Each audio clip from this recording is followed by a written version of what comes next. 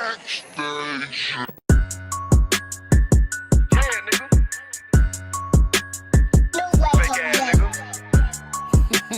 You ain't no Israelite, bitch, you a gospelite, bitch. Fuck you talking about? If that nigga won't walk, bitch, we ready. It ain't hard to find us. Hawk, I keep that stick locked, loaded, boy, he'll fade you line up. Young nigga named Slayer, what you think, boy, you be done to try. Soft cold shit, we bout it. UPK, soup solid, little bitch think I'm crazy, think I'm playing like bitch, I ain't the one. Warfare every day, so who is you, bitch? I don't need your love. Killers right round the way, what you think, I love this brotherhood, hood. More than you, bitch. Sharp on shit, I'm bout it. UPK soup solid. Fuck nigga don't want war. It ain't enough clips in your army. All the bitches wanna take my piece. All they hoes wanna take my piece. All they nigga wanna take my piece. No, I can't let a dog take it from me. I can't let a dog take it from me. You a whole study and you dummy. And these bitches really out this bitch walking around like they don't know nothing. And a lame nigga fall for them and get set up for the coins and get gunned down, man down. Should've took the time, get a damn no. But I see the sorry and I show her. She could never get a priest holding. You a dirt ass, rust ass neck bitch with a fake ass jury. In Tennessee while I'm touring. It's a Tennessee, but she luring. And that sucker duck bitch ass boy fuck nigga over that bit muggin'. I say, if that nigga won't walk, bitch, we ready. It ain't hard to find us. Hawk, I keep that stick locked, loaded, boy, he'll fade you line up. Young nigga named Slayer, what you think, boy, you be done to try. Soft cold shit, we bout it. UPK soup solid, little bitch think I'm crazy, think I'm playing like bitch, I ain't the one. Warfare every day, so who is you, bitch? I don't need your love. Killers right round the way, what you think, I love this brotherhood, hood. More than you, bitch. You a lame nigga down to me. Eat candy, but I'm sucker free. You a little nigga, ain't none of me. Base up, boy, I fit a beat. Yeah, AR-223. Draco with a magazine. Yeah, that clip look like limousine. I shoot your ass in the spleen. Boy, I bust your ass in the temple. We debating by the temple. Tell the truth, boy, you's a victim. And you're scoring off like a lizard. Nigga walk down my road. Why does nigga come down my road? Boy, come down my road. Boy, I charge your ass toll fee. I'm a real big priest, nigga. UPK play for keys, nigga. Commander General get a damn order, but ain't nothing me to damn kill you. I stuck in his ass like a cat. All weapons, boys full of tech. Boy, like a close combat. Nigga, I popped off for a neck. If that nigga won't walk, bitch, we ready. It ain't hard to find us. Hawk, I keep that stick locked, loaded, boy, he'll fade you line up. Young nigga named Slayer, what you think, boy, you be done to try. Soft cold shit, we bout it.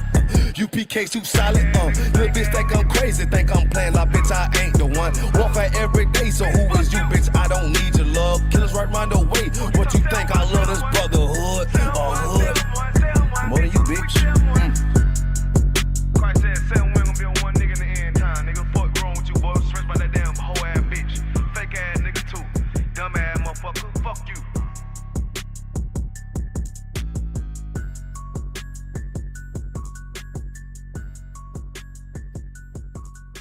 Backstage.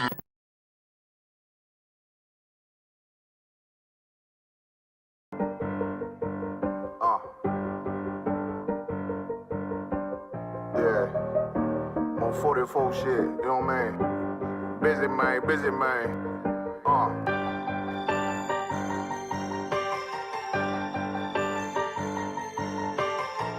Look, when that shit drop, you step all the way on their neck, step on their neck and they head with that shit.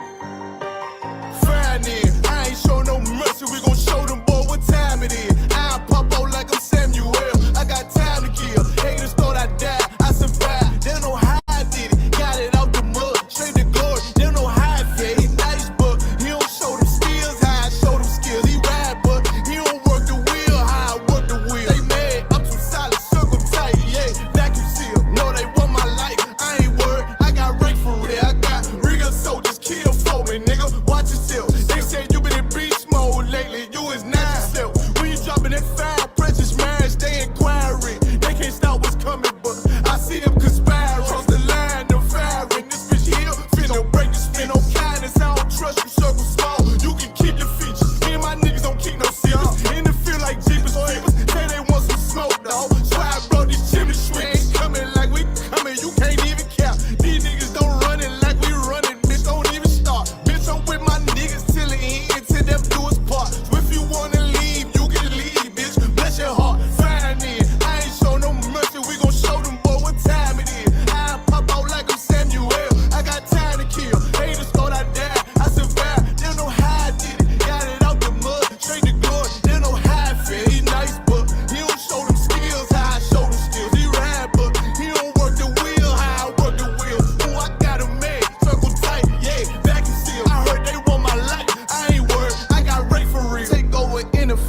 I'm fully focused. You might not see it on me, just know it's women, that bitch fully loaded. Ooh, yeah, we up and rolling. Told them I need major motion. Think I'm joking, I'ma school them niggas like they baby Jody. Got it out the dust, now I'm too clean, don't know why they hate me. What you want out life, dawg? Guns and butter, baby boy. UPK top, dawg. Certified road runner. I'ma turn that econ line van to a damn tank. I got choppers stashed in the attic like they in Frank. They had that shit on lock till I snapped on them like bolt cutters. You cannot play both sides, gotta choose your colors. See, I'm throwing that one up with that W, that's my blood, bro. Flying in, I ain't show no mercy, I'm gon' show them boy what time it is. I pop out like I'm Samuel, I got time to kill. Haters thought I died, I survived. They don't know how I did it. Got it out the dust, straight to glory. They don't know how I feel. He nice, but he don't show them skills how I show them skills. He ride, but he don't work the wheel how I work the wheel. Ooh, I got a made, circle tight, yeah, back and seal.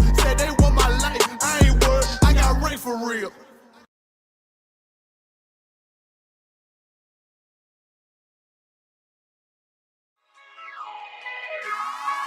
Look at this joint. Look at this joint. Like.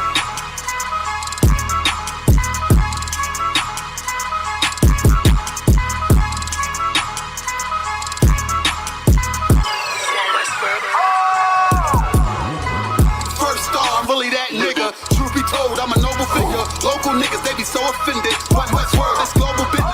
Hold on, let me ask y'all a question. All y'all niggas in the same school and all that? Hell, fuck yeah. So none of y'all niggas smoke weed? Fuck no.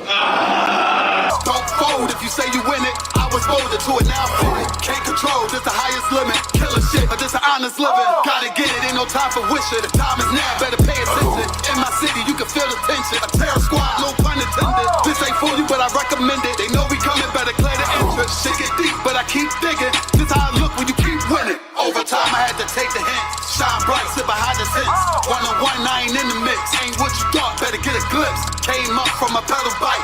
Pressing brakes, I ain't never liked. Whole time I was taking risks. They don't play with me cause they know I'm nice. Round form, I ain't even started. Transform, I ain't here to bargain. You on watch, better move with caution. Chains on me, I don't do this often. No error, this shit flawless. Reach for it, you become a target. It ain't worth it, better keep walking. All I know is survival. All this fashion is tribal. Want the head of my rival. This about to go viral. I say the word, then it's final. To get the moving like pronto. I'm just living my title. Do this shit with my eyes closed. All I know is survival. All this fashion is tribal. Want the head of my rival. This about to go viral. Say the word, then it's final. Get the moving like pronto. I'm just living my title. Do this shit with my eyes closed. Don't wanna hear all that street shit. Me and my niggas on defense. Wonder who I was in my past life.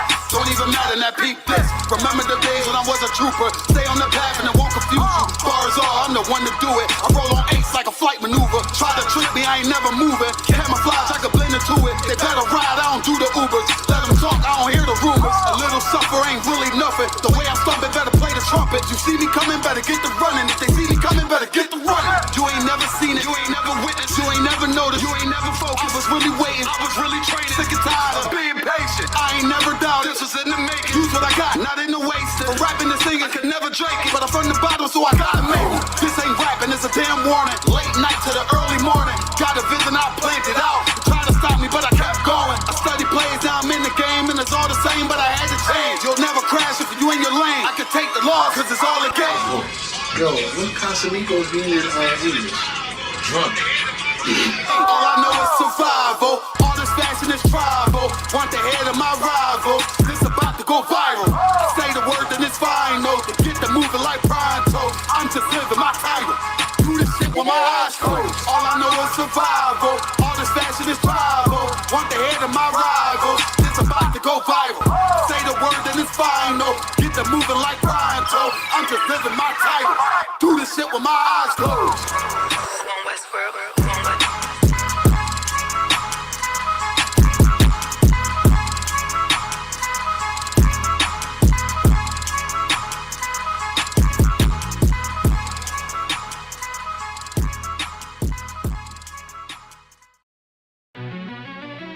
Yeah.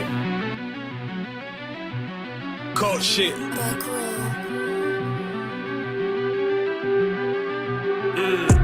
I ain't come with goons, but I'm welcome. connected. Walk in the room, it's pop, pop, pop, like you got rejected. Let me see if you qualify or not. Spinning up in a tinted truck, riding around your block.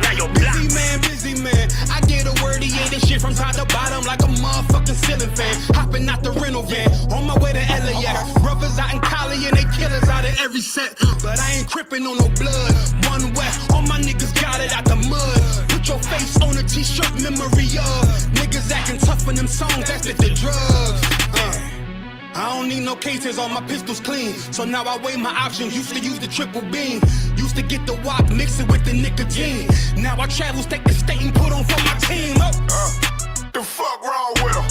Ain't on my level, I should let my dog get him. I see niggas and they feelings all feel 'em. Kick the Glocky with me, it was like a ball with him. But at the end, I gotta stay patient. They hate me, Lord, I gotta stay dangerous. You one of them? Yeah. What's the problem? I'm one West, go to war with everybody. Cut the grass for the snakes, fuck the gossip. Front line with them soldiers, that's my posture. Gun drawn, trying to curse an imposter. Shit get out the pocket, go to war with everybody, yeah. Shit that hate make it to the featherweights. Niggas claim they hard, but they sweeter than a Debbie cake. Hold on, think it's time to introduce. I'm a man and a beast and a step and a ruler. Hold on, and a G and a soldier and a mover. Hold on, and a killer and a prophet and a shooter, nigga. Trying to stay humble, my shit crazy. Cold leader, need the blue stripes, no brick break. Can't be serious, you a funny boy, young fly. Look wrong, must be a dummy, I ain't gun shy. Fuck that little bitch, she a hook. Niggas swear he the go, bring him to the bush. The fuck wrong with him? Ain't on my level, I should let my dog get him. Niggas in their feelings, I don't feel them. Kick the Glocky with me, it was like a ball with him. But at the end, gotta stay patient. They hate me, Lord, I gotta stay patient. You one of them? What's the problem? I'm one West, go to war with everybody. I'm from Philly, it get hot, you catch a cold case. I'm one West, these brothers trying to set my soul straight. They done turned me to a prophet from a demon, and I'm locked in this shit and I ain't leaving. Ski mask transform to war mode like I'm Voltron. Stamp on my head and my chest from the most high. Put something tight around your neck like a bow tie. Got my niggas waiting charged up like they phone died. Red letter, drip clean, it looks so fly. Claim he riding, that's why I left his ass roadside. He gon' die, skyscraper to a nosedive. 9mm plus P, fuck a 4-5. The fuck wrong with him? Ain't on my level, I should let my dog get him. I see niggas and they feelings all feel 'em. Kick the Glocky with me, it was like a ball with him. But at the end, I gotta stay patient. They hate me, Lord, I gotta stay dangerous. You one of them? Yeah. What's the problem? I'm one West, go to war with everybody.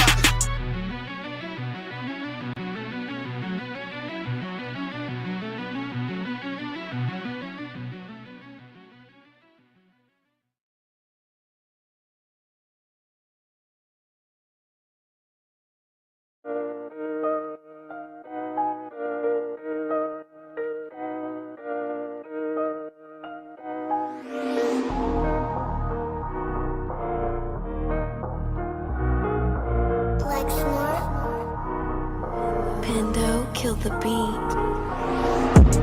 I don't know who, somebody need to hear this. Y'all don't speak Hebrew, that's Yiddish. How the fuck you try to label us anti-Semitic? We the Israelites, blacks, native Hispanics. The Germans getting locked up for the Holocaust. Meanwhile, black people still up in the Holocaust. 100 million of us died in the transatlantic. 6 million died, y'all want the world to never forget it. You can never be a Jew, you a Ashkenaz. This ain't a star dum-dum, a gun that will die. Yeah, Yeezy told the truth and got ostracized. Not one person in the Bible had on a yarmulke. We was slaves in America like we was in Egypt. Y'all don't even fit the curses in the Torah neither. Y'all was blind to the truth, I had to make it clear. How Jerusalem, your land, your people came from Europe. That was 1947, your menorah got 9 sticks, it's really only 7. Yeah, it's us against the world, Armageddon. This what happened when you inherit lies from your ancestors. Y'all the synagogue of Satan with them black hats. Your whole nation sitting ducks, Aflacs. Bunch of thieves and culture vultures, ain't nothing kosher. To tell the truth, you vagabonds don't have a culture. Macedonia, Alexander and Philip, you a convert, so tell me, how the fuck is you Israel? That don't make you the people just cause you litter. Why my people can't hate your people like y'all hate Hitler? All the prophets was black and was called nigga. Y'all don't even fit the description that's in the scriptures. Abraham, all the way down to Jacob, we the real Jews. Y'all don't study Christ, y'all follow the Talmud. Keep it real, yeah, let's keep it real. Cold hard truth, it give you chills. Say y'all Jewish cause y'all ain't really them. About to do them like Hammond, it's the Feast of Purim. UPK undefeated, this an easy win. We was born fighting, y'all the evil twin. Jacob took hold of his heel, then out came his little red bass and they kosher deals. It's only 12 tribes, y'all trying to make it 13. Esau despised his birthright, the Lord cursed him. He ain't the devil, who is? I'm still searching. Ask your rabbi, why he get them babies herpes? I don't know what's worse, that or you claiming that you a Maccabee. I'm about to cancel, everybody try to cancel ye. I ain't afraid to speak, this is what I do. They riding to the core, I'm just judging them by their fruit. Cause they ain't suffering curses. If I was carnal, I promise I'd punch you in person. I know that's an uncomfortable subject. They making millions off our culture and black people suffering from it. Yeah, they don't believe in Christ, they the Antichrist. Make a living off of niggas, they a parasite. I ain't afraid to tell the truth, niggas terrified. I'm about to go DEFCON 4, I ain't satisfied. That is proof. That is absolute proof that they know we are the real Jews. That's absolute proof. Now you got the records. Go find me a white Jew on any archaeology in Egypt anywhere. You will never find a piece of archaeology with white people as slaves in Egypt. So don't tell me that they were slaves and it's their identity, and they know it.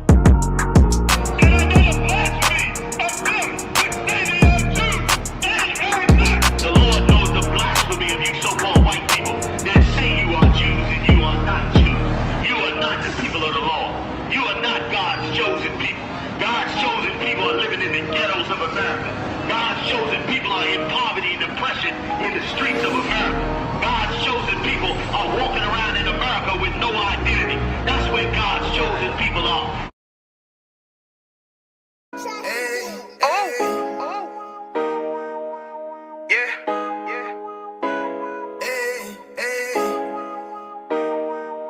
You boy, you know what time it is, nigga. Better watch how you step in, yeah.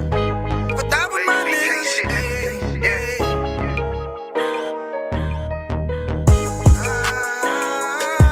I'm in it, yo. Got my nigga Ramon with me. But that was my niggas, it'll be an honor. You know what I'm saying? Under commanding General, your honor.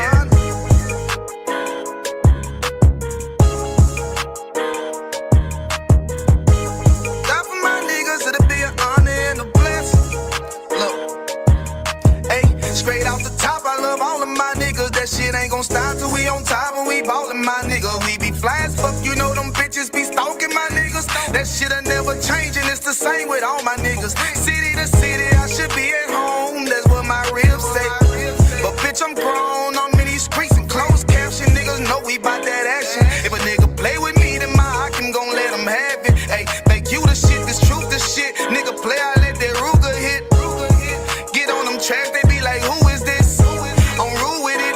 Ain't got no manners. All them pussy niggas talking shit. Y'all know they can't stand us, but we UPK Louisiana, bitch, that's what I'm ripping. And my niggas solid number, real ones in my section. If you want. Allah Punya Barak. Yahweh Shem Yahushai Barakathum, Yahweh en el nombre de Yahweh Shai te bendiga. Clap it up, Akim. Orale. You ready to rock headquarters? Yes, sir. Let me do the announcements. Somos la Escuela Israelita de Conocimiento Práctico Universal. Comenzamos en 1 Oeste Calle 125, Harlem, Nueva York, desde 1969, debajo del mando General Yahana. Carnales, esta es la verdad. Si tú eres hombre, español, negro o indio nativo, tú eres Israel, el pueblo elegido de Dios. Tu madre y tu padre dicen que somos un culto y mantienen su iglesia sin culpa, pero su iglesia es culpable de todo lo que nos están pasando. Órale. Mi nombre es General MAHAYAMAN. Estoy al servicio de el General Yahana. Gracias por sintonizarse con nosotros esta noche. You ready to rock, Akim? Yes, sir. Whenever you're ready. Let's get it on tonight. What are we going to talk about? Why Mamdani won. As you know, you brothers and sisters out of New York elected a Muslim socialist mayor. A Muslim.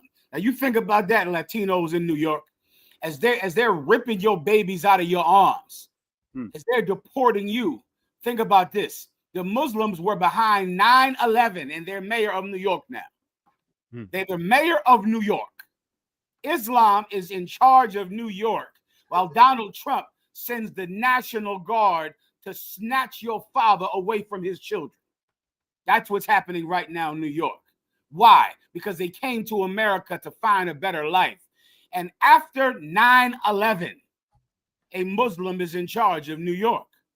And you think about that, which will show you the evident proof is that Donald Trump did not send ICE into our neighborhoods to stop crime. Not at all. Donald Trump doesn't care about stopping crime. There is a proven way to stop crime in New York. It's already happened, and I'll prove that to you today. Donald Trump sent ICE agents into your neighborhoods to destroy your families because of his hatred of Latinos, and that hatred is what makes people love him. And we're going to prove that here tonight. Everyone understands. And sir, we'll get into it later, but since you mentioned it, look who's celebrating. That's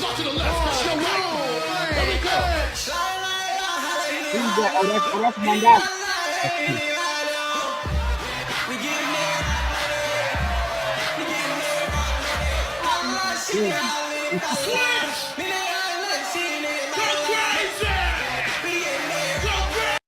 Listen, celebrating with the 7-Eleven music and everything. My goodness. Well, listen, that now you understand. After they hate Latinos without cause. That the Muslims were behind 9/11. Behind 9/11. And they're still going to run New York because there is no one that is better to hate than Latinos and Black people. No one that unifies all the white race as one, the way it unifies them to hate Latinos and Black people. They'll come together with that. With every other race, listen, they'll forgive them for 9/11.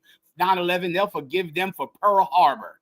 They'll forgive the Russians. They'll forgive the Chinese. The Chinese sent the COVID-19 virus to America, killed 3 million people. Donald Trump does nothing about it. Yet he sends the Navy SEALs into your preschool to snatch away your preschool teacher. It's because he hates Latinos. Now, the part you want to realize is his hatred of Latinos is why they chose him. That's why they chose him. We're going to prove that tonight. I'm going to explain to you why Mamdani won. Why he won tonight. All right? Everyone understands. Yes, sir.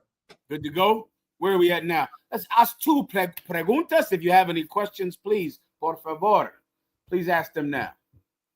Sir, Leah Baker in the comments asked, Shalom, Lord of Christ, sir, Salaki, if I may, is it lawful to buy graphic Kama Sutra books?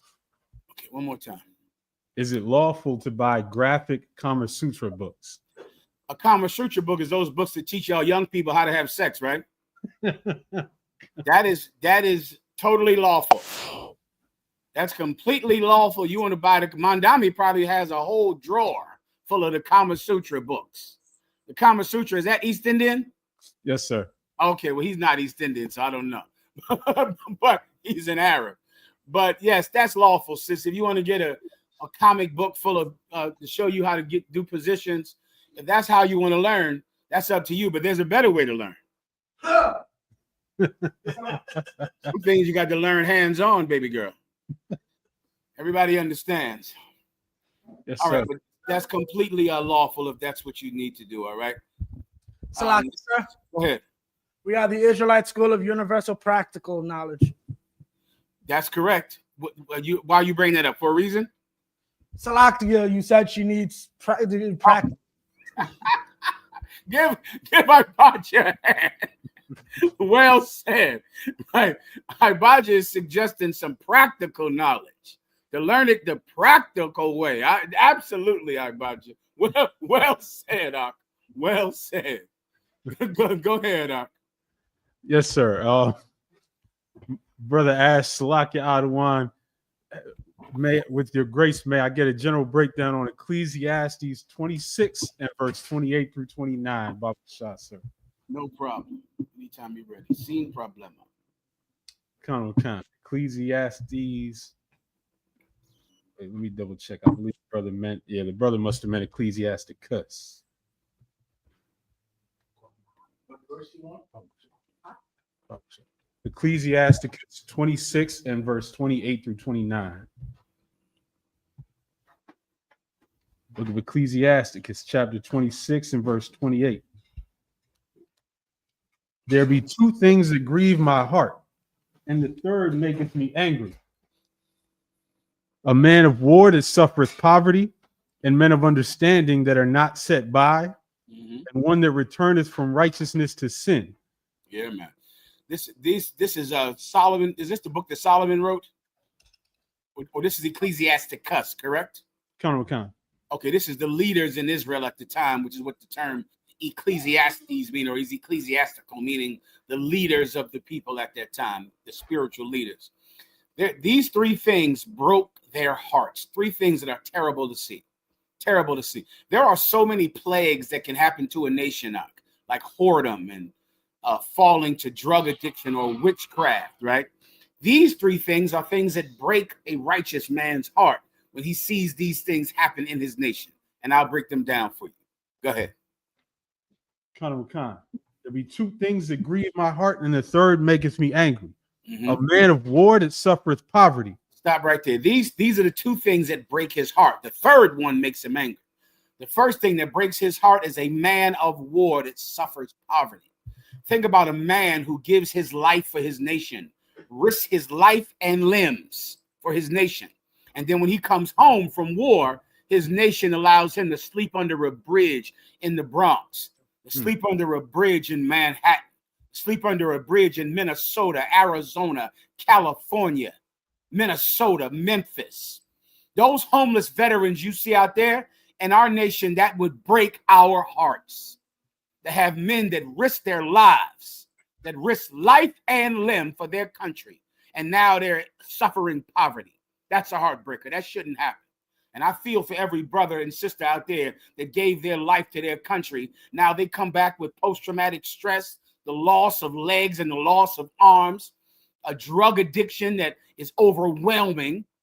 And now they're absolutely poor and their government can do nothing for them because the goddamn government is shutting down on them. Now they sit in some waiting list, waiting for a year to see a psychiatrist, waiting for years to get the medication that they have risked their lives to get. Well, that's a heartbreaker, right? It's a heartbreaker.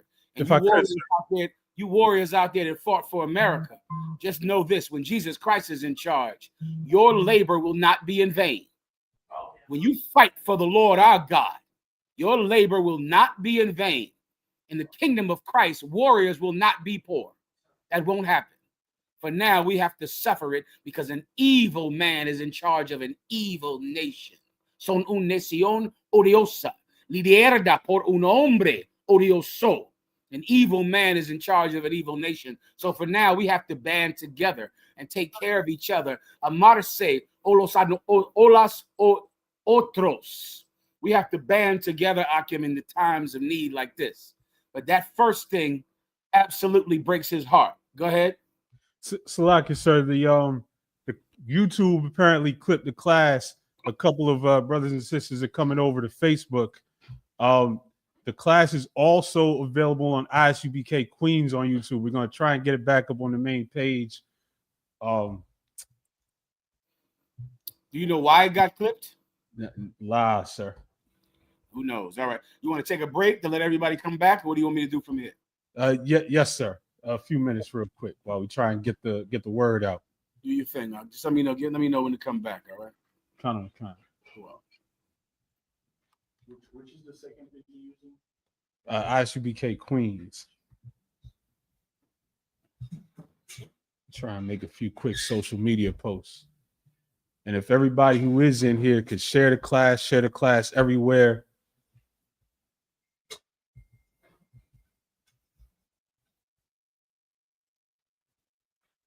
Let me see if I'm able to get it back up.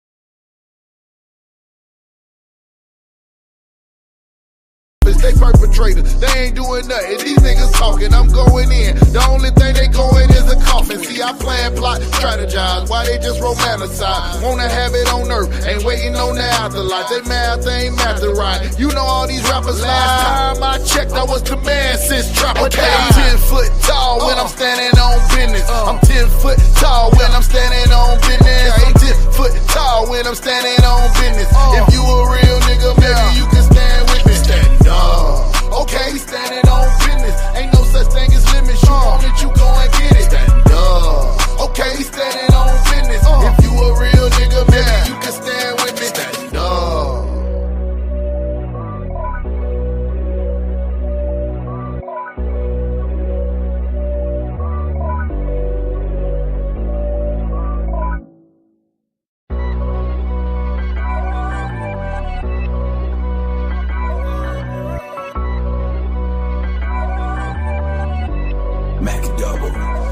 Okay, I'm 10 foot tall when I'm standing on business. I'm 10 foot tall when I'm standing on business. I'm 10 foot tall when I'm standing on business. If you a real nigga, maybe you can stand with me. Stand up. Okay, standing on business. Ain't no such thing as limits. You want it, you go and get it. Stand up. Okay, standing on business. If you a real nigga, maybe you can stand with me. Focus on the mission, my niggas stand at attention. Everything is in order, no moving without permission. I came about the trenches with nothing but good intentions. A hustler to go and get it, cause winning is my religion. Destroying my competition, and they don't know what happened to them. Stop achieving our goals and start achieving platinum. Infinity accountants, stay flowing just like a fountain. No doubt I'm betting 1,000. I'm talking about moving mountains. Stay on point like a scale. Only time will tell if the goal ain't about victory. You done already failed. Stop building somebody else's dreams, build it yourself. A grindaholic, my next day off a cold day in hell. Gathered all my dreams, turned them into reality. Steady chasing the green, maximizing my salary. That's fools, oh, you niggas ain't eat them empty calories. Raising the bar, setting the standard for niggas out. Okay, I'm 10 foot tall when I'm standing on business. I'm 10 foot tall when I'm standing on business. I'm 10 foot tall when I'm standing on business. If you a real nigga, maybe you can stand with me. Stand up. Okay, standing on business. Ain't no such thing as limits. You want it, you go and get it. Stand up. Okay, standing on business. If you a real nigga, maybe you can stand with me. We never taking losses. We bossing up on the bosses. A winner's mentality. Just another day at the office. They perpetrators. They ain't doing nothing. These niggas talking. I'm going in. The only thing they going is a coffin. See, I plan, plot, strategize. Why they just romanticize? Wanna have it on earth. Ain't waiting on the afterlife. They math, they ain't math right. You know all these rappers. Last time I checked, I was the man since Trapper. Okay, I'm 10 foot tall when I'm standing on business. I'm 10 foot tall when I'm standing on business. I'm 10 foot tall when I'm standing on business. If you a real nigga, maybe you can stand with me. Stand up. Okay, standing on business. Ain't no such thing as limits. You want it, you go and get it. Stand up. Okay, standing on business. If you a real nigga, maybe you can stand with me. Stand up.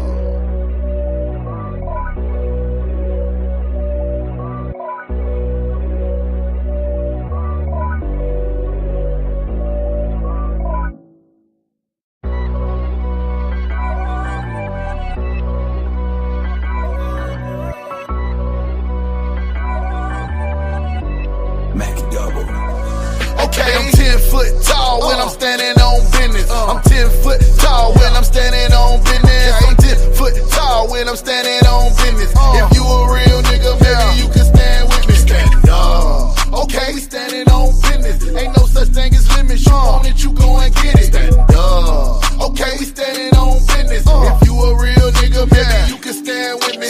Focus on the mission, my niggas stand at attention. Everything is in order, no moving without permission. I came about the trenches with nothing but good intentions. A hustler to go and get it, cause winning is my religion. Destroying my competition, and they don't know what happened to them. Stop achieving our goals and start achieving platinum. Infinity accountants, stay flowing just like a fountain. No doubt I'm betting 1,000. I'm talking about moving mountains. Stay on point like a scale. Only time will tell if the goal ain't about victory. You done already failed. Stop building somebody else's dreams, build it yourself. A grindaholic, my next day off a cold day in hell. Gathered all my dreams, turned them into reality. Steady chasing the green, maximizing my salary. That's food, oh, you niggas ain't eat them empty calories. Raising the bar, setting the standard for niggas after okay, me. I'm 10 foot tall when I'm standing on business. I'm 10 foot tall when I'm standing on business. I'm 10 foot tall when I'm standing on business. If you a real nigga, maybe you can stand with me. Stand up. Okay, standing on business. Ain't no such thing as limits. You want it, you go and get it. Stand up. Okay, we standing on business. If you a real nigga, maybe you can stand with me.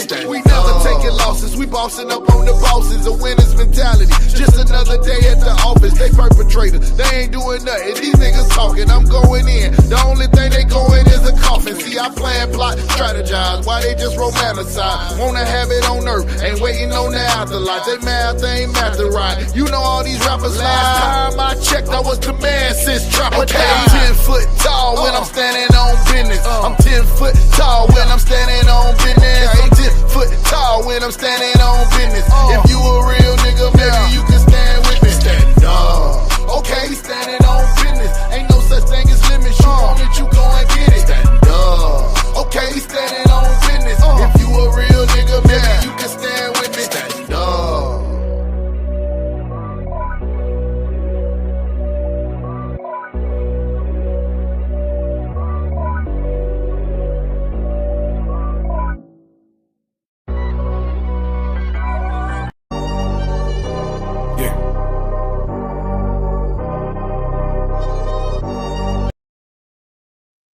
About to go back live. The general's on his way back in. We're on Cross the Line. Please share the class everywhere so that everybody knows that we're on Cross the Line Radio on YouTube. Culture. Shalom, sir. Clap it up, Akim. We're back. They can't keep a good man down. You better understand that. You ready to rock, Ephraim? Yes, sir. So we'll go right back into the tell everybody where we at now, broadcasting from. We're on Cross the Line Radio on YouTube, sir. We are on Cross the Line Radio on YouTube, everyone. Let everyone know we are on Cross the Line Radio on YouTube. We're going right back to the question. Where was that precept at? Ecclesiasticus 26 and 28. We're going right back to the two things that break a man's heart. The last thing makes him angry. The first thing is a man of war who suffers poverty. Like so many of our veterans over here in America who are living outside, living under a bridge and homeless, even though they fought to defend their country in Iraq and Afghanistan, fought to defend their country in Vietnam and Korea. Old men living outside whose country gives no regard to their sacrifice, whose country does not care about what they've given up in the pursuit of another man's liberty. So many black people that came home from fighting in World War II and were brutalized in the South because they fought for America, because they wore an American uniform. Their eyes were beat out of their heads and they were lynched in the South because they came home from World War II. Men like the Harlem Hellfighters, man. Give those brothers a hand. I mean, the story about the Harlem Hellfighters, I'm shocked that there hasn't been a movie yet about them. I mean, these men were masterful warriors. One man killed 35 Germans. One man. And he took the German. He had no gun.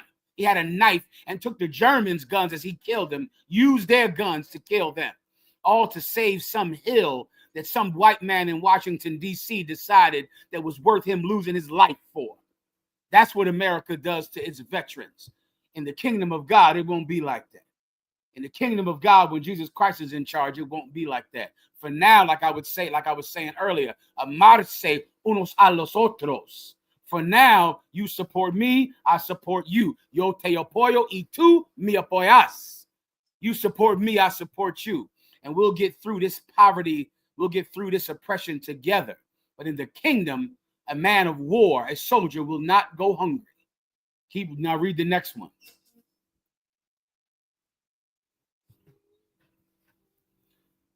Ephraim, are you there? That grieved my heart. I'm sorry, I didn't hear you. Levi. There be two things that grieve my heart, and the third maketh me angry. Mm-hmm. A man of war that suffereth poverty. Can I give you one? Can I give you one more example of a man of war that suffers poverty, Levi? Cut out of one card. Think about all of the women right now. You got Pete Hegseth, Homelander.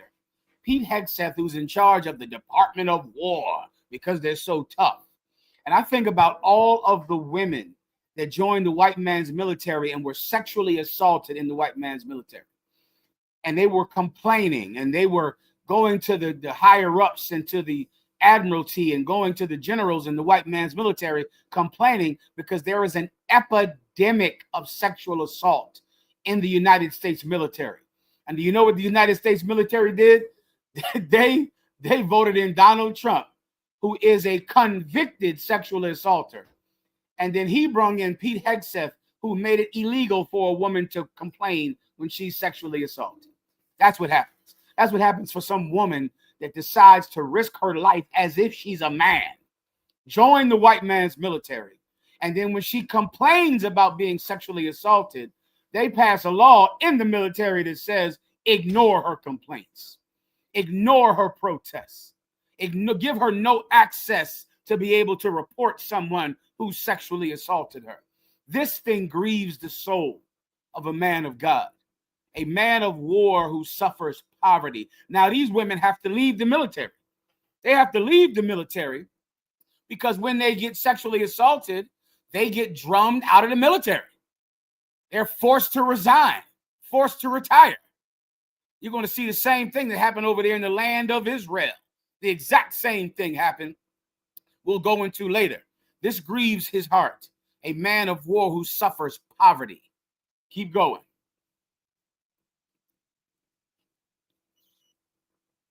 Levi, I can't hear you. It's like it, sir. And men of understanding that are not set by. Read it again. And men of understanding that are not set by. What is that speaking about? A man who is wise, who is learned, and no one learns from him. A man who is a teacher that has no students. A man who understands, but there is no one that wants to learn. That's a sad thing. That's a sad state of affairs, and that happens in this evil world, where now you have men like brothers in the Israelite school of UPK, you officers of 5,000, you officers of 500, officers of 50. You are learned men. But meanwhile, everyone wants to go to church to watch some sodomite dance, to watch some LGBT closeted preacher jump up and down with a tambourine, when an average young officer in the UPK is far better educated than any preacher in America. Your granddaddy or your uncle who's a bishop knows nothing compared to the young men in the Israelite school of UPK. You should learn from them. You should learn from them. And when you don't, it saddens us. Continue. Con, sir. And one that returneth from righteousness to sin. Now that makes him angry.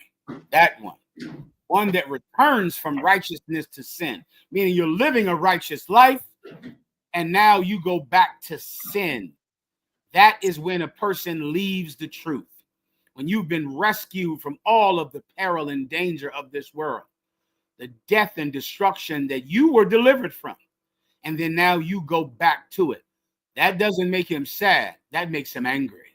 That makes him angry. And that's why brothers in the UPK get so angry about a traidor, about a traitor who leaves the truth and goes back to sin, because it's a terrible thing and it's an insult to the life that you were granted that you did not deserve.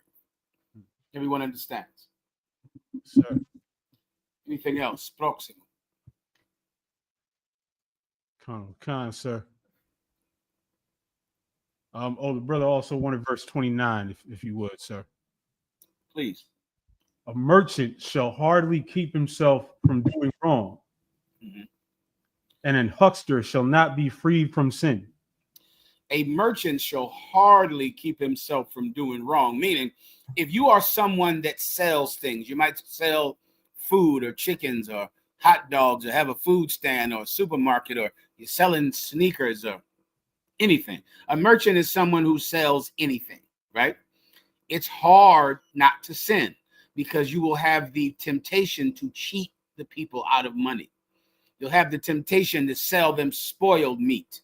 You have the temptation to tell them that it's silk when really it's a rayon blend. You'll have the temptation to make money, to make your business succeed. Because of that, your strong desire to make your business succeed, you will be tempted to cheat the people who are your customers. So it's hard not to sin if you are a merchant. That's the point. But the Most High God gives us laws in Leviticus about not mingling fabrics and about having a just weight and a just measure to establish an economy in Israel that can be trusted, and an economy that can thrive because it can be trusted. And so you cannot become a huckster if you want to be a merchant, which is what the next verse is about. Read that, the huckster verse. All right, sir. Yes, sir. And an huckster shall not be freed from sin. And a huckster shall not be freed from sin. What's a huckster?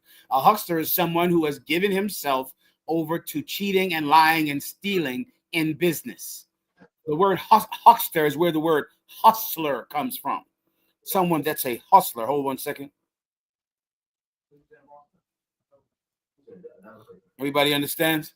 So now that you only care about hustling, now, which is what so many of us think that owning a business is, or being an entrepreneur is, being some hustler. It's a terrible and vile thing to be a hustler, man. Why? Because a hustler, a real hustler, is someone that cheats people. It's someone that scams people and sells people cars that are lemons, sells people broken down cars and lies to them because they make money off of fooling people, a con man, a con artist. Those type of people are not allowed in our nation. If you have a business in our nation, it better be upright and upstanding. And every penny that you make, it better be earned, not because you cheated someone. Everyone understands. You good to go here? I have a question on subject. Please, you got it. Salakia, because supplanter is such an unused word in common English, I usually go to synonyms. One of the synonyms for supplanter is a hustler. And sometimes I will explain that it's not anything illegal. It's just a hustler in the sense of I see a way to make my house or myself better, but should I not use it because of what you just explained? Or No, I'm using it in a different context. It's a context of someone it's a negative context as opposed to the context of someone that is just ambitious. Right. My point, like Jacob was ambitious. Yes, sir. He was ambitious because he wanted to be the heir of his father's property, of his father's inheritance. That's the positive connotation of hustler. Right now, I'm using the negative connotation. Like you don't want to buy a car from a hustler. If somebody says I sell cars, I'm a hustler, you're gonna be like, what? I don't want to buy a car from a hustler. I want to buy a car from an upstanding, upright car salesman. Right. I don't buy a car from some goddamn hustler. You get my point? Because he might cheat me. You get the point. Cancer. The water. Good to go. Con, sir, and quick shout out to the other zones joining us. Let's hear it. Pittsburgh with us. All right, Pittsburgh, the bird. Give him a hand, warrior. Shalom, General. Officer, come, go on. Out there. Good to see you again, warrior. Chicago. Good to see you, Chicago. What's your name again? Shalom, General. Officer Keziah Won. Officer, say it again. Officer Keziah Won.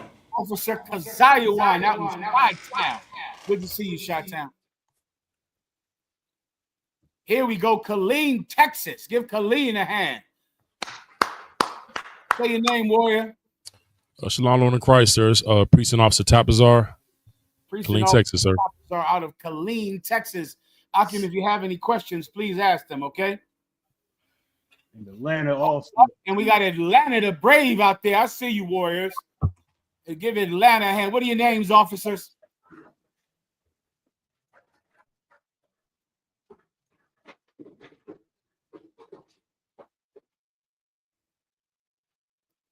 You got it, Atlanta. Go ahead and tell the people your names. Your microphone is off. I'll come back to him, Ephraim, all right? Con. I was also, because Atlanta also had a question, but we'll come back soon.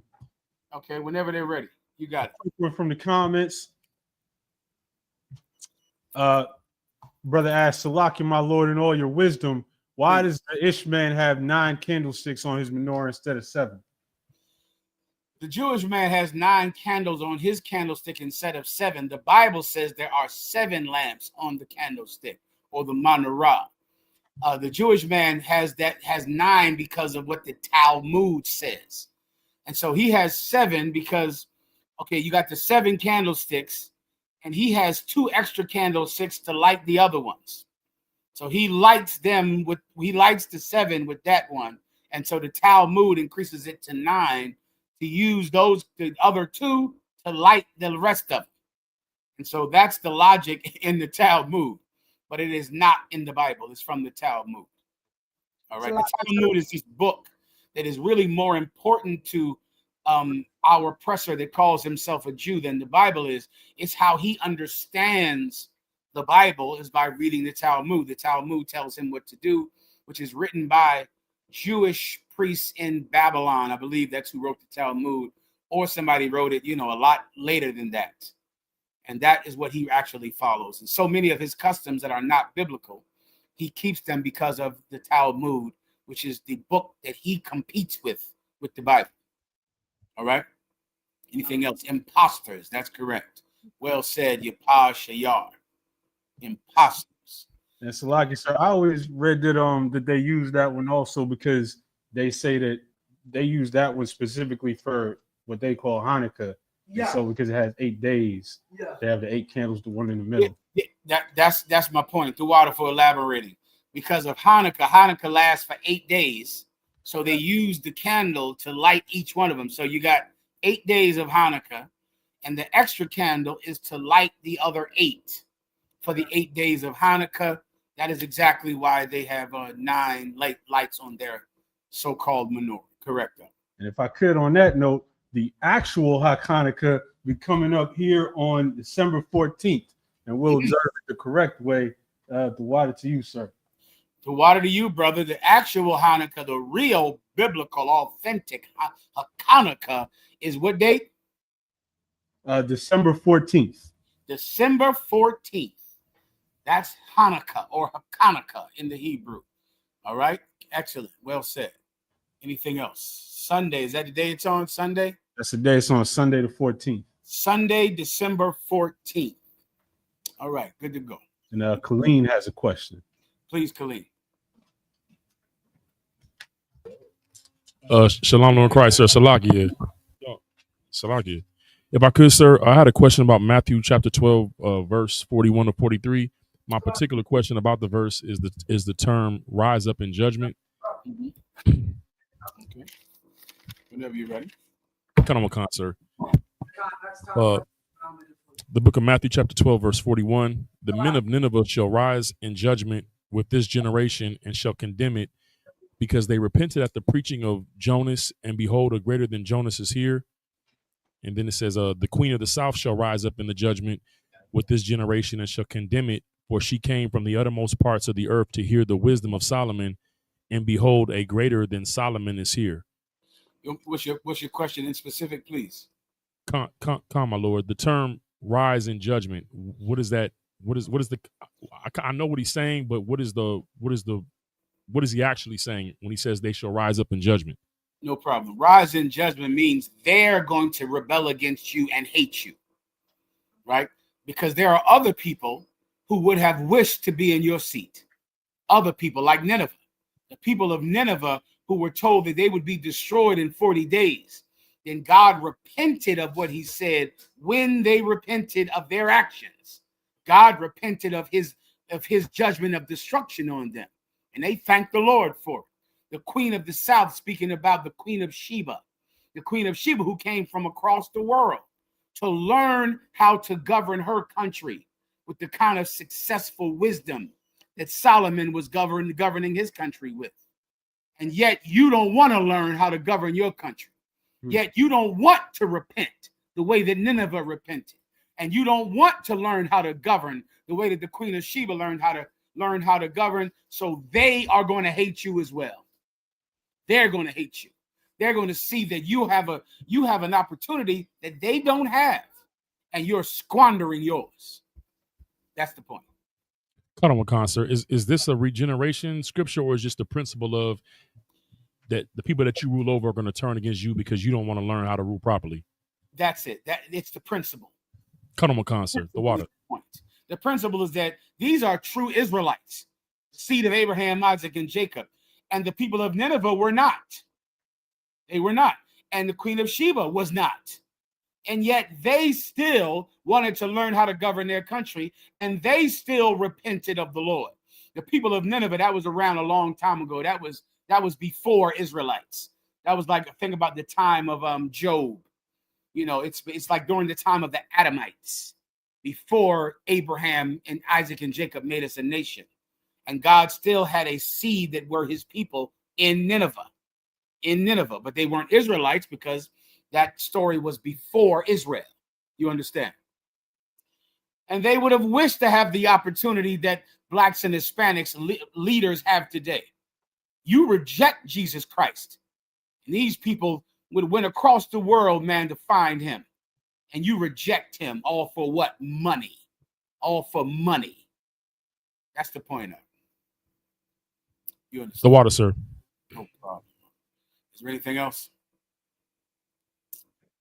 Sir, Atlanta says they're good now. All right, Atlanta, whenever you're ready. Salam Lord in Christ, sir. We have a trooper in the room that has a question. All right, trooper, you got it, Doc. What's your name, Good. trooper? All right. Cool. You got the mic? Good. He Salagi, sir. He's getting the mic, sir. No problem. Yahweh Hashem Yahweh sir. Yahweh Hashem Yahweh. What's your name, trooper? Trooper Qatar, sir. Good to hear from you, Ak. What can I do for you? Yes, sir. If I could, please. May I get a general breakdown on the book of Luke, chapter 16, verse 22 through 24, sir. Biblical shot. Absolutely. The water, sir. You got it, brother. Someone read it for him? Or he can read it if he would like. I just can't hear him that well. All right. All right, I'll read it. Colonel Khan, it's the book of Luke, chapter 16, and verse, you said, starting out, and verse 22. And it came to pass that the beggar died and was carried by the angels into Abraham's bosom. The rich man also died and was buried. Verse 23. Okay, he wants to down, right? So you need to start from above it. This goes exactly into what I wanted to go into tonight, Ak, about the reason that Mamdani won. All right. Let me give you a framework to understand this parable, Ak. This parable is about the conflict, the eternal conflict between the rich of blacks and Hispanics and the poor of blacks and Hispanics. And so many of us do not know that the rich and the poor are at conflict with each other. So especially poor people. Rich people know it.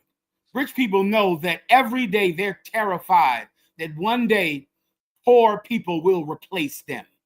One day poor people will rise up in anger because of the condition they're being forced to live in. But rich people are aware of it. But so many poor people don't know that they are at war with rich people every day. And poor people don't know that. Poor people think one day they will get to become rich. One day they'll be rich one day. One day if they can cheat and scheme and become enough of a rat and become selfish enough, they also will be rich. They're fools. They don't know. The rich and the poor are at conflict with one another. And this parable is about that. Now just remember that, trooper, as I go to break it down. Now read the parable. Go up above it so you can read the whole parable. Colonel Khan, you want me to go 2 verses up, sir? Please. Colonel Khan, the book of Luke, chapter 16 and verse 20. And there was a certain beggar named Lazarus, which was laid at his gate, full of sores, Okay, you might need one more verse above it. All right, go ahead. Colonel Khan, verse 19. There was a certain rich man. There was a certain what? Rich man. There was a certain rich man. This man was rich. Go ahead. Colonel Khan, which was clothed in purple and fine linen. What kind of clothing did he have on? Fine linen. You missed one word before that. It's like purple, clothed in purple and fine linen. Can you imagine, Trooper? Do you know there's an Israelite group that went and decided to dress just like this rich man? Do you know about that Israelite group, Trooper? Can you imagine? The Bible says that this rich man was dressed in purple and fine linen. He was rich, and that's what purple indicates. Purple indicates wealth. Oh, they're so rich. You have so much money. Well, this rich man, that's correct. The IUIC, the purple pigs, cerdos morados, nasty Nate. They haven't even read this scripture. They chose purple because they know it indicates money and being wealthy. Well, the rich man wore purple linen. Purple linen. Keep going. Colonel Khan, and fared sumptuously every day. Faring sumptuously means that he ate good every day. He's eating at those fine New York restaurants, to 1-star, 3-star, 3 Michelin star restaurants. Eating well. Eating at restaurants. If you walk by the restaurant, the police will harass you. If you walk outside the door. Atlanta, you got tons of rich people out there too. Tons of rich people in Atlanta driving amazing cars out there in Atlanta, brother. So many rich people. That's what this rich man was. He wore purple linen and he ate good every day. Keep going. Colonel Khan, verse 20. And there was a certain beggar named Lazarus. And there was another man who was a beggar. He wasn't rich. He didn't wear purple. He wasn't rich. He didn't get to eat good every day. He ate what he could eat. He ate ramen noodles and rice and beans, arroz con dulas. He ate what he had to eat. That's what he ate. That was his meal. Keep going. Colonel Khan, which was laid at his gate full of sores. And this poor beggar would lay at the gate of Lazarus's mansion every day with sores all over his body. Sick. Think about what you're suffering in America with no health care. Do you know that you have family members that are dead simply because they did not have insurance? That's why they're dead. They're not dead because they had some disease that had no cure. They're not dead because there was no way to keep them alive. They're dead because the treatment that they needed, they could not afford. That's why your family members are dead, so many of them. And those of you who have been through this know what I'm talking about. That's a sad thing to die in a country where the cure is available. The cure is right there, but you can't afford the cure. So your family, your children have to die. And you wonder why Mexicans and Haitians come over here to America because they love their children just like you do. And they're willing to break the law of America so that their children can survive illnesses that rich people survive here in America. They're willing to come over to America, legal or another way, because they love their children. That is how this beggar was. He was a beggar laying at the gate of this rich man, laying at his gate, hoping that the rich man might just open the door and bless him with money, bless him with medicine, bless him with mercy and compassion, waiting. And you brothers and sisters, remember that when you see Donald Trump hating the Mexicans, hating the Haitians, hating the Venezuelans and Colombians and Argentinians and the Nicaraguans. He hates the people who are coming to his house simply for aid and help. Simply for aid and help. That was this poor beggar, begging this rich man every day for help.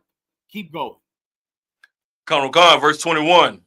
And desiring to be fed with the crumbs which fell from the rich man's table. It's nothing to him. You telling me you can't give Mexicans jobs and a place to live? You can't give Latinos a crumb while you have so much? Donald Trump is building a goddamn golden palace attached to the White House. He made billions of dollars. He pardoned crypto crooks.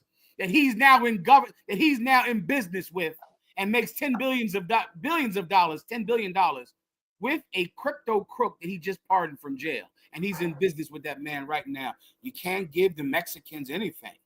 You don't have anything you could give them. You couldn't give them a little plot of land.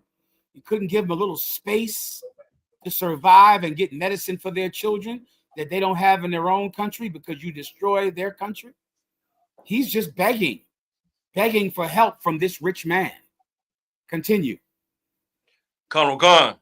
Moreover, the dogs came and licked his sores. Moreover, as he's laying there outside of this rich man's gate, dogs come and lick his sores. Now, for some of you that might understand this, dogs licking your sores is an old way that poor people would heal their sores. If you were very, very poor, many people would give you leeches. You know what a leech is? A leech is something that sucks your blood. And if you were poor, you can go into a swamp, grab a leech, put it on your sore, your wound, and the leech would suck out, would bleed you. And people thought that that would help. People would also bring dogs in to lick petrified or putrefied wounds. A putrefied wound is a wound that has an infection because the saliva in a dog's tongue can make the blood coagulate, can stop the wound from leaking. And so if you were poor, you would have a dog lick your sores because it would give you some comfort. It wouldn't heal you, but it might stop the infection. It might give you a better chance. I tell you, black people do the same thing today with what? With herbs. Black people are so poor, you going out and buying sage to cure your problems. You ever hear people do that in Atlanta? Oh yeah, I'm sick as a dog. Yeah, I'm gonna get some ginger ale. I'm gonna get some ginger ale. Yeah, I know you're getting ginger ale because that's all you can afford. But rich people ain't buying no ginger ale like ginger ale cures everything. Rich people are going to see a specialist. They're going to the doctor. But when you're poor, what are you doing? Yeah, I'm sick as hell. I better start chewing on some ginger root. I better get some ginger ale. Give me some other things. Black people think it cures everything. I better give me some cucumbers, man. I need to chop some cucumbers up, mix it with ginger, boil up some of this cranberry tea, get this tea together. Nigga, you're poor. All of your solutions are poor solutions. But white people and rich black people, they're going to see a specialist for the same thing that you go get a cucumber and a ginger root stick to cure. Well, back in the day, people would let Robitussin. How did I forget? Robitussin. You think Robitussin cures HIV? It does not. It does not. But drink black tea, castor oil. Those are all sea moss. I forgot about sea moss. What about that water they was drinking? Alkaline water. Sea moss. Listen, I know where it comes from. Being poor. You don't have any money for a doctor. Peppermint and liquor.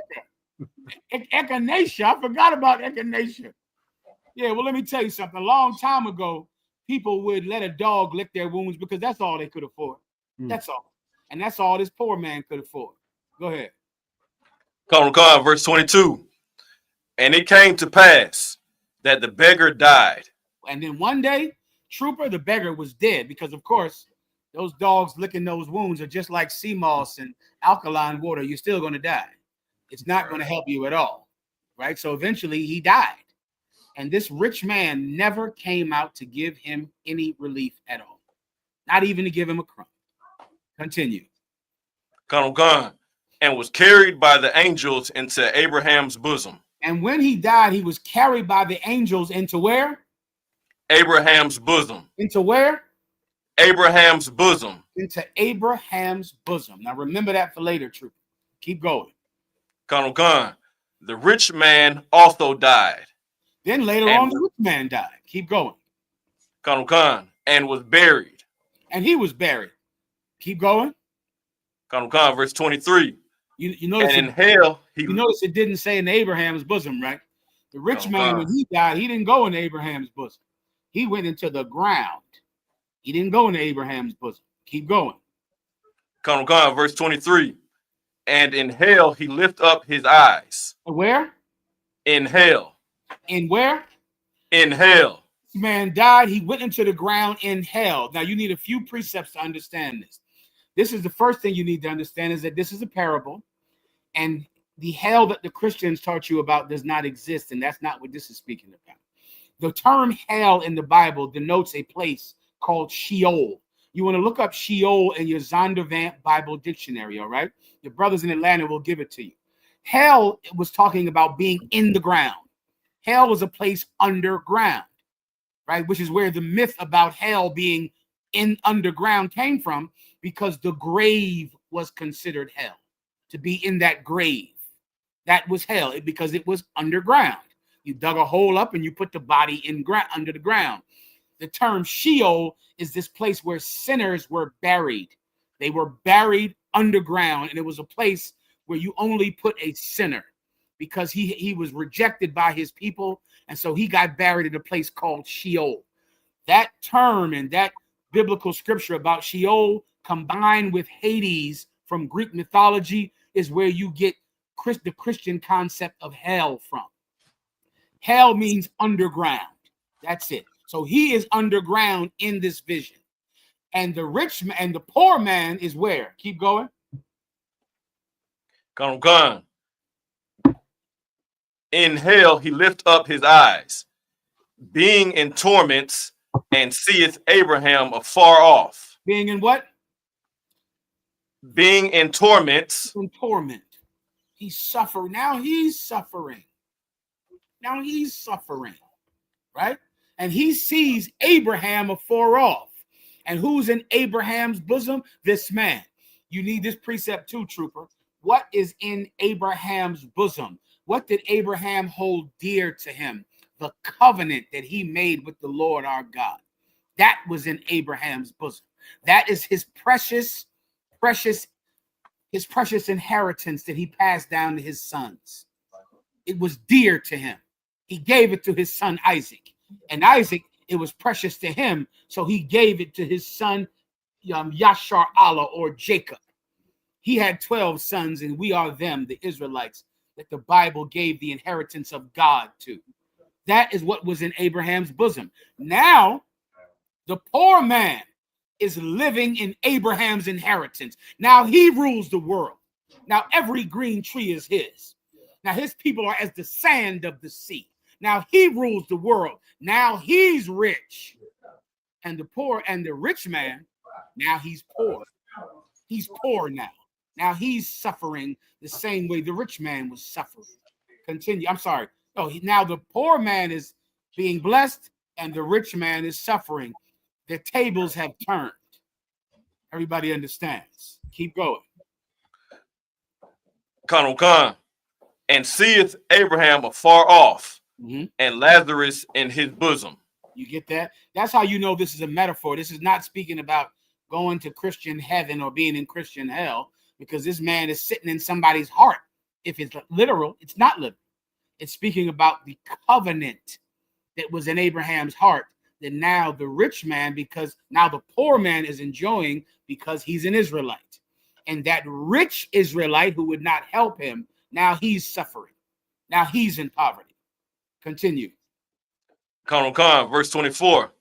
And he cried and said, Father Abraham, have mercy on me, and send Lazarus that he may dip the tip of his fingers in water. You hear? He said, Father Abraham, because he is an Israelite. He's the seed of Abraham. He's an Israelite. This is the battle between poor blacks and Latinos and rich blacks and Latinos. And many of you don't know that rich blacks and Latinos are on the side of our oppressor. They're on his side. They're not on our side. The Bible says that the lake of fire is prepared for the devil and his servants. Prepared for the devil and his angels. The white man is the one that the lake of fire is prepared for. And our leaders who got rich while we were being oppressed, the lake of fire is for them too. They're going to join the white man in that lake of fire. Keep going. Khan, and cool my tongue. And do now, just cool my tongue, because now I'm just suffering. send Lazarus to me. Lazarus now is in prosperity, and I'm suffering. Send Lazarus to me, so he can put some water on my tongue. Now, but remember, Lazarus was laying outside of his gate all those years, and he never gave Lazarus a crumb. But now he wants Lazarus to leave from his prosperous position and come to relieve his suffering. Continue. Colonel Khan, for I am tormented in this flame.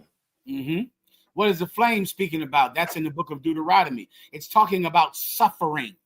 Suffering. The Bible speaks of the fire of affliction in the book of Deuteronomy. Affliction is fire. It's not literal fire. Otherwise, a person couldn't sit in it because you burn and become a skeleton and be burned and become dust.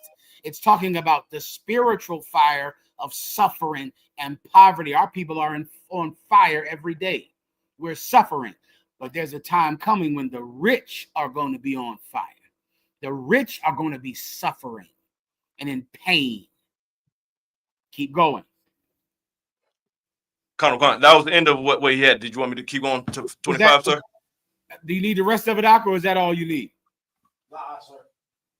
Good to go. Next. Yes, sir.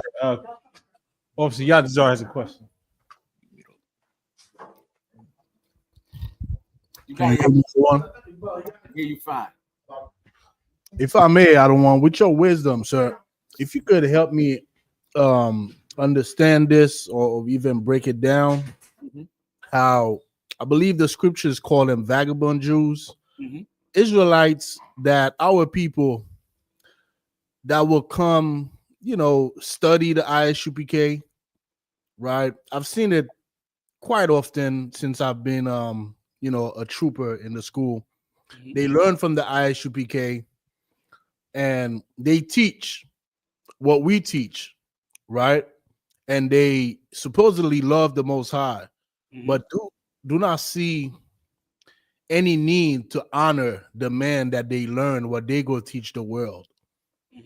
And because of it, I've seen so many groups. I think when I was coming up, it was about maybe 7 or 8 that I knew of. Now it's probably hundreds of them out there.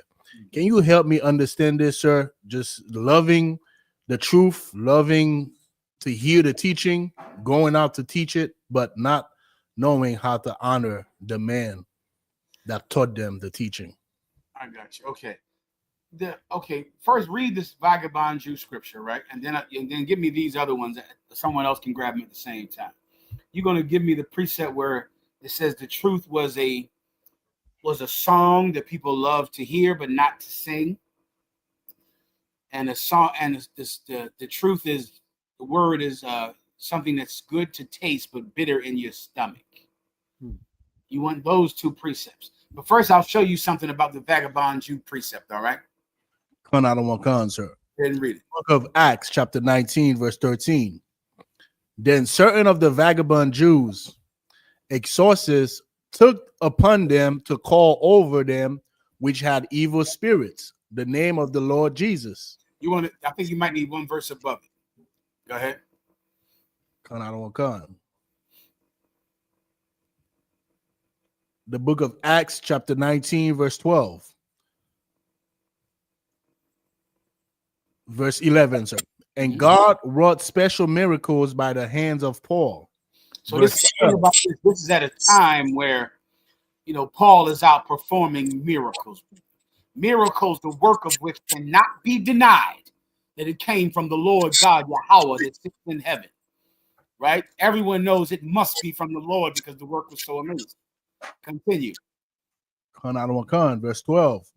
So that from his body were brought unto the sick handkerchiefs or aprons.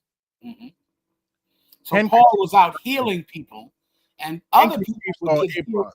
Can you hear me out? I'm gonna skip down by this part. This is just Paul was out healing people. Someone would grab an apron, like imagine grabbing your garment, or like you have an apron around your waist, right? So because you're working, they would take Paul's apron off and go heal someone with Paul's apron. That's how amazing the work he was doing was. All right. So it's just trying to give you the context of how Paul is doing an amazing work, and everybody knows it comes from God. Everybody understands. I don't want to come. Keep going. And the diseases departed from them, and the evil spirits went out of them. Verse 13. Then certain of the vagabond Jews, exorcists, took upon them. Exorcists. So like, you know, exorcism, like an exorcism. Come on. An exorcism is, in essence, these people are hucksters and hustlers. That's the point. An exorcism is when you put your hand on someone's head and say, "Come out of him, that demon. Come out of him." An exorcist is a hustler. It's like a palm reader or someone that talks to the dead. If you ever had the stupidest bitch in the world, you might marry a woman that goes out and believes in palm reading or believes in getting astrology. Or she goes to give all of your hard-earned money to some Romanian woman or some East Indian woman so she can talk to her dead grandmama. You ain't talked to your grandmama enough when she was alive. You ain't gonna see the woman when she was alive. You ain't gonna see her at all. Now that she's dead, you got to pay somebody $500 so you can talk to a dead grandma that you didn't even go see when she was alive. Well, that's an exorcist, meaning these were hustlers. These were scam artists. That's what the Bible means by an exorcist, because they're scamming people, saying that they can cast out evil spirits and they can talk to the dead, but really they're bums, vagabond Jews. They're from the tribe of Judah, but they're not upstanding, upright people from, upper class society. They're hustlers. And so many of these ghetto Latino preachers and black preachers, they're just hustlers, man. That's why they all love Rolls Royces and fancy clothing, because they're pimps. They're just simple pimps. If not for being a preacher, they'd be in jail because of doing some credit card scam or real estate scam. That's all they are. And so now they decided that the new hustle will be preaching. That's my new hustle. Before that, it was real estate deals, doing real estate seminars. How many brothers out there, how many of you are suckers enough to go to those real estate seminars and give somebody $2,000 who says that he makes his money off of real estate, when meanwhile you just gave him $2,000? He makes his money off of you, dummy, not real estate. That's why he's doing real estate seminars. If he was making money from real estate, he'd be doing real estate. He makes his money from telling you how to do real estate. So now you give him $2,000 because he is your preacher. He's your real estate preacher. Or that they used to have some women would go to, excuse me. Women would go see these women to get them in those schemes for makeup. And what's those schemes, the broads you always had about selling things, and Mary Kay or Ponzi schemes, pyramid schemes. Right? That's your preacher. Your preacher is just doing his current hustle. Before that, it was real estate schemes, credit card schemes, all types of seminars that he would pay, people would pay to come hear him talk. And of course, he flows right into his new hustle, which is preaching. And now he buys Rolls Royces because that's what he always bought: fancy cars and fancy clothing and diamond rings. He's a exorcist. Well, some of these bums, Avon, that's correct. Some of these bums who are exorcists, they decide, I could really make some money if I could learn Paul's hustle, right? I could really make some cash if I could do it like them. Let me tell you something. You're seeing that right now in the Christian church. The Christian church is looking at the success of Commanding General Yohanan and the Israelite School of UPK, and they're losing suckers. They're losing suckers because of us, because of One West. They're losing suckers. Suckers are getting wise to the Christian hustle because we are giving them wisdom. And before you know it, all of the Christians will decide, maybe we need to start getting more masculine. Have you ever seen preachers wearing football jerseys now? You see that, Levi? Cuz Look at that preacher in Atlanta at 2018 or 2018 church. You see how he dresses?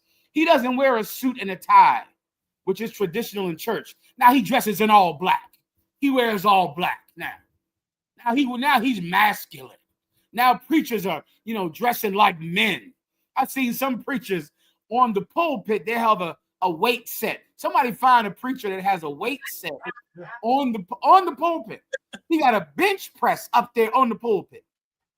That is from us, because they look at us and they say, man, the Hebrew Israelites, they really know how to draw men in. So now we're going to stop wearing suits and ties. We're going to dress in all black and boots and black t-shirts. And we're going to have lift weights. And we're going to attract men, because they all they can think about is hustling people. They don't even know that we're sincere. This is not a hustle. We're not hustling anyone. This is sincere. But in their mind, it's just another way to scam people. Do you understand, Levi? Con out of one con, sir. You mean to tell me they having church academy, sir? Yes. Listen, the brothers can find it for you. You see preachers, you ever hear of a men's day, a men's conference? Right? They have a men's conference where they wear football jerseys and they have weightlifting, and they have a bench press up on the podium. That 28, look at this. Oh shit, look at this shit. The nigga is trying to dress like me. Now I'm about to change my clothes. Good Lord. Of course it would be Mike Todd. Who is Mike Todd? Oh, you know him, sir. That's the same cat that when last we saw him, he was dressed like a woman. But before that, with yellow. Yes, yeah. Smeared it all over the cat's face. Look at this here. Do you see this? This is what we're reading about, Levi, right here. This is it. This is them saying the Israelites are telling everyone that we're gay. First of all, he damn near did none of those. You got to do better than that, Mike Todd. You see Captain Desire Captain Desire he gonna lay down there and put up them 150s. What does he hold? What does he lift this down for 3 times? 3 reps. How about that, sir? Say again. I think those were 75s. Oh, fuck, please. 75. You got the right title. Do you even lift weights? Do you even lift? Listen, that is what I'm talking about. Like, this is them saying the Hebrew Israelites are taking our men from us. So now we have to do it. We got to lift weights. We got to wear all black. This cat is virtually dressed just like us right there, just now. Dressed just like me today, damn near. Because in his mind, this is how the Israelites are getting all those men to join them. They see our armies of men. They see what we have. And people are bleeding out of that church. And the women are looking at One West saying, what in the hell am I going to church for when every man in church is down low gay? And the women come over here to One West Doc to find a man. And we got them, ladies. Please believe it. We got them over here. You need a man. I don't know what in the hell you're going to church for. Your husband likes boys in church. He likes boys. You better come over here to One West and get yourself set up right. If you got any sense. Well, this is what I'm speaking about, Levi. You understand? Cut out of one cut. All right, keep going. Took upon them to call over them which had evil spirits. So now they start calling over people who have evil spirits because they want to cast demons out of people because they think that what Paul is doing, they could do, and they think it would be a great way to make money. That's it. Keep going. The name of the Lord Jesus, saying. So they use the same name of the Lord Jesus, the same Jesus that Paul is speaking about, because Paul was famous for healing those people simply from the apron that came off of his waist. Keep going. Saying, we adjure you by Jesus when Paul preacheth. We adjure you means like we command you. We're going to command you by the same Jesus that Paul preaches. Keep going. Verse 14. And there were 7 sons of one Sceva, a Jew and chief of the priests, which did so. Mm-hmm. Verse 15. Mm-hmm. And the evil spirit answereth and said, Jesus I know, and Paul I know. But who are ye? Listen, every fake Israelite and every Christian preacher is going to realize that. Like they think that what we're doing is some act that they can mimic. Now we lift weights in the UPK. We train. We have a Hebrew academy. We physically train. And they think they can just wear all black, lift weights, and now men will come to them. That's not how it works. That's not that. God is with us. We're sincere. We're not pretending to be this. This is not an act. You understand? This is how we are. This is what we believe. You are pretending to be us, wearing all black and lifting weights, hoping that you might get more male followers in your church. And so you think you can do what we do. We command you to come out by the same Jesus that Paul speaks about. That's the Jesus we're talking about, the same one. So we're commanding that the demon comes out in the name of the same Jesus that Paul speaks about. Go ahead. Verse 16. And the man in whom the evil spirit was leaped on them and overcame them. And then before you know it, this man who they were trying to cast the demon out of them, this man whooped their ass up. Gave them a stern, old school Brooklyn ass whooping up. Y'all young brothers don't know, Brooklyn was famous for whooping people's ass back in the day. Robbing them, ripping the lead patch off their jeans. Ask your uncles about that in Brooklyn. They ripped the lead. Brothers would wear lead patches on their jeans. Somebody from Brooklyn would rip the damn lead patch off your jeans as a trophy. They were famous for robbing people in Brooklyn, not famous for it. Just known to just rob everybody, beat everybody to death, and rob them if you came to Brooklyn from another borough. They gave you a Brooklyn ass whooping up. That's what happened to these two cats down there, bro. That's what happened to these people who were trying to, thought that what Paul was doing was a hustle. It wasn't. You can't do what we do. Now, that's enough for that. Now, to Levi's question, when you read about the vagabond Jews, you should not think fake Israelite groups. It's too high for them. You understand? A fake Israelite group is such a small little thing. It's not important. It's not you should think Christians. You should think preachers. If you want to understand fake Israelite groups, a better precept is the ones I gave you. The reason that fake Israelites exist, the purple pigs of the IUIC, the different random little fake Israelite groups that are on your timeline, because you look at them. So now these things will always be on your timeline, right? These little Israelite groups really don't join the UPK, though they love what we teach. They mimic what we teach. They won't join us because living our lifestyle is just too hard for them. They cannot do that. They can't have the kind of structure that we have, the kind of discipline that we have. And we are men without measure.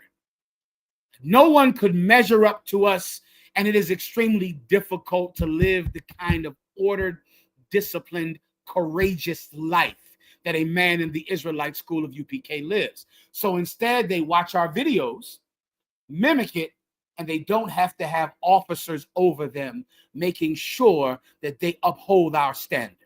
That's the reason. That's why those other precepts would be more appropriate to them. Now, can you use the vagabond Jew precept? Absolutely. You'll see them get their ass whooped all the time on videos. You'll see terrible things happen to them because they try to do what we do, but they're not sincere and God is not with them. But more accurate is they like what we say, but they don't like our order, the order that we're in, the structure that we're in.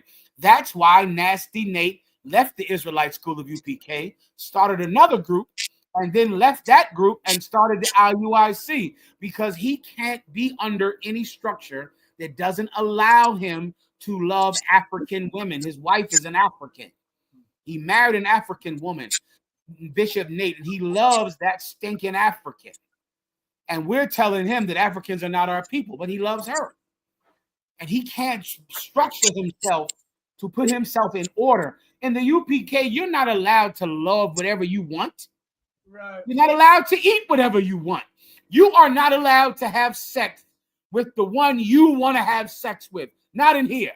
You're not allowed to raise your children the way you want to in here. Not in here. You're in the wrong place. Not in this house.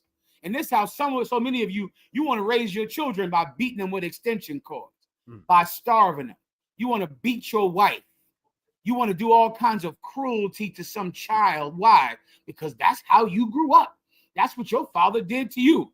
And then we're telling you, you are not allowed to raise your children the way you want to in here. You're not going to abuse your children in here. That's not going to happen. That's not going to happen. So when a man hears that, he goes, I don't want no man telling me what to do. I'll just take everything they taught me and start my own Israelite group. Bishop Nate of the IUIC is gay. He's a homosexual man. He's gay, and we're speaking against homosexuality. And he's married to an African woman, and we are against marrying outside of our nation. He has to leave. Sir. So he can be free to do what he wants to do. He just takes enough of our knowledge to pretend he's us. But before you know it, that Bishop Nasty Nate is going to catch HIV/AIDS if he doesn't already have it. And that African will be mourning a dead, closeted gay man. And he'll wish in his last days that he kept our structure, that he kept our rules. Our rules are what keep men alive. You're not allowed to be free to have sex with whoever you want to in here. You're not allowed to be free to eat whatever you want. You're not allowed to be free to love whoever you want. You're not allowed to hate who you want in here. You might want to hate another brother because you just hate him and you can't stand him and you think he's an evil brother. We don't give you the choice on who you decide to hate in here. You're going to hate who you're told to hate. You're going to love who you're told to love. And so many men cannot have that kind of authority in their life because they're terrible sons. And a terrible son will always hate his father. You understand? So those other precepts, I got to move on, Levi. But those other precepts, I would use them when you like the truth in your mouth, but it's sour in your stomach. You can't go through what you have to go through to put it in you.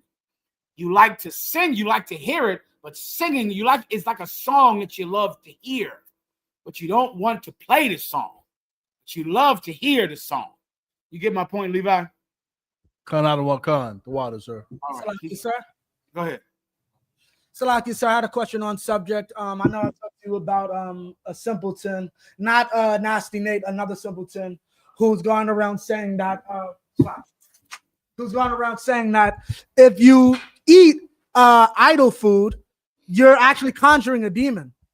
So that's why Paul was wrong. If I could get a verse or two that shows that birthday cake is not magical.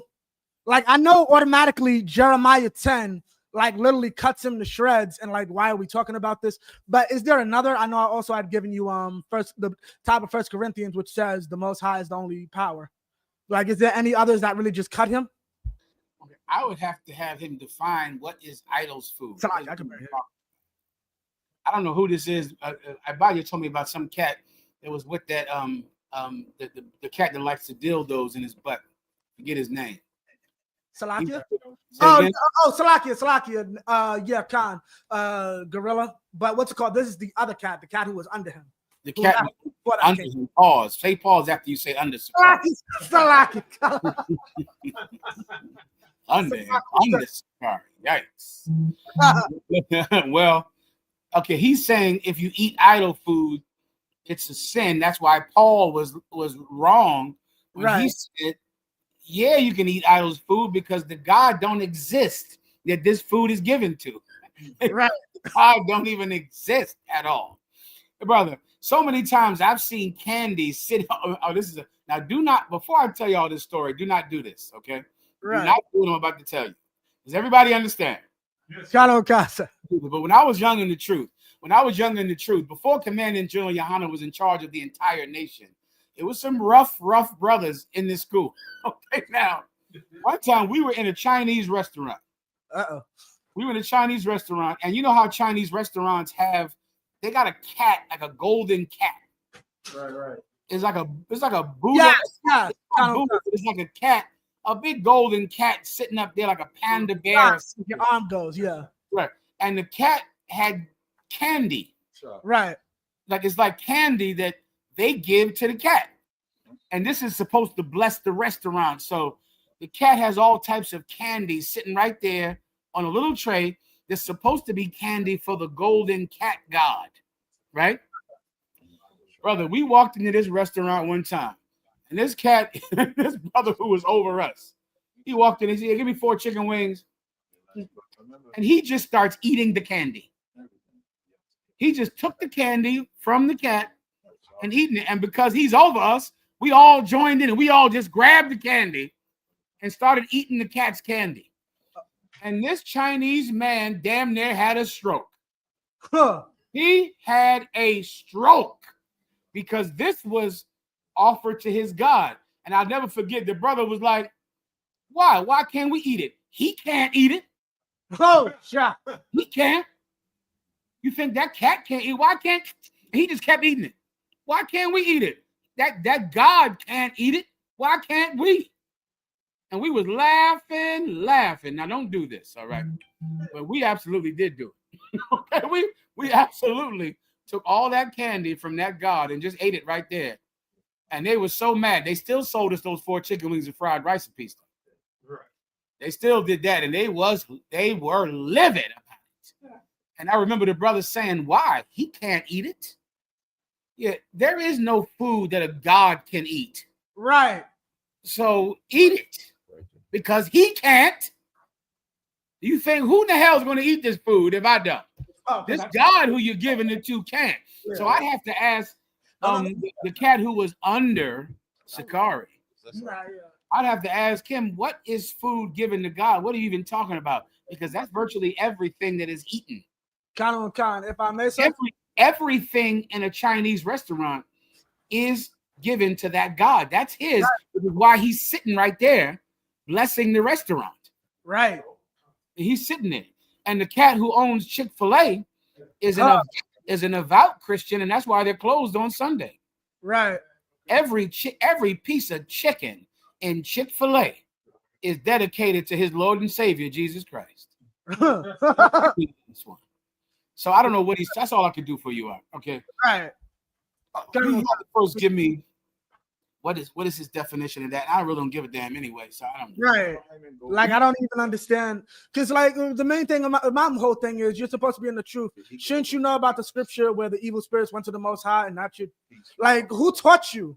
Oh, Asalaki, a guy who likes dildos in his butt. He sat there learning from a man who was going home every night, getting a dildo in his rectum where the sun does not shine. And what he's going to teach me that Paul is wrong? He didn't know that Sakari was wrong. He didn't know. He know Paul was around 2,000 years ago. He knows that Paul is wrong. He don't know. He's sitting next to Sakari. You couldn't see the way Sakari was when he would sit down that his butt was sore. You couldn't tell Sakari was sitting on a sore butt. But yet you can tell that the Apostle Paul is wrong 2,000 years ago. But you didn't see how gingerly, you didn't see how gingerly Sakari would sit down. You ain't see he had a butt pad to sit down on every night. You ain't see he had to sit down so gingerly because he was sore in the backside. You didn't notice that Sakari was getting his backside wailed on every night, but you know about the Apostle Paul. I got to move on. I'm just going to move on. Forget I've heard about any of this. Is there anything else? Khan, so like you said, the best scripture would probably be Jeremiah 10, right? Yeah, that's a good one. There's 1,000. I would go where Paul talked about it. What Paul said. The God don't exist. So how could this food be dedicated to him? It don't exist. It's food. It's just food. And it's for people to eat. So their God it doesn't even exist. He's not going to eat it. Do you understand? He can't eat it. So I'm going to because he can't. And that's that. Somebody said they're going to go get some food and free candy. I knew I shouldn't have said anything. Go ahead, please. Shout out to the $4.99 super chat from a brother whose name I cannot say out loud. Or My will be apologies. again.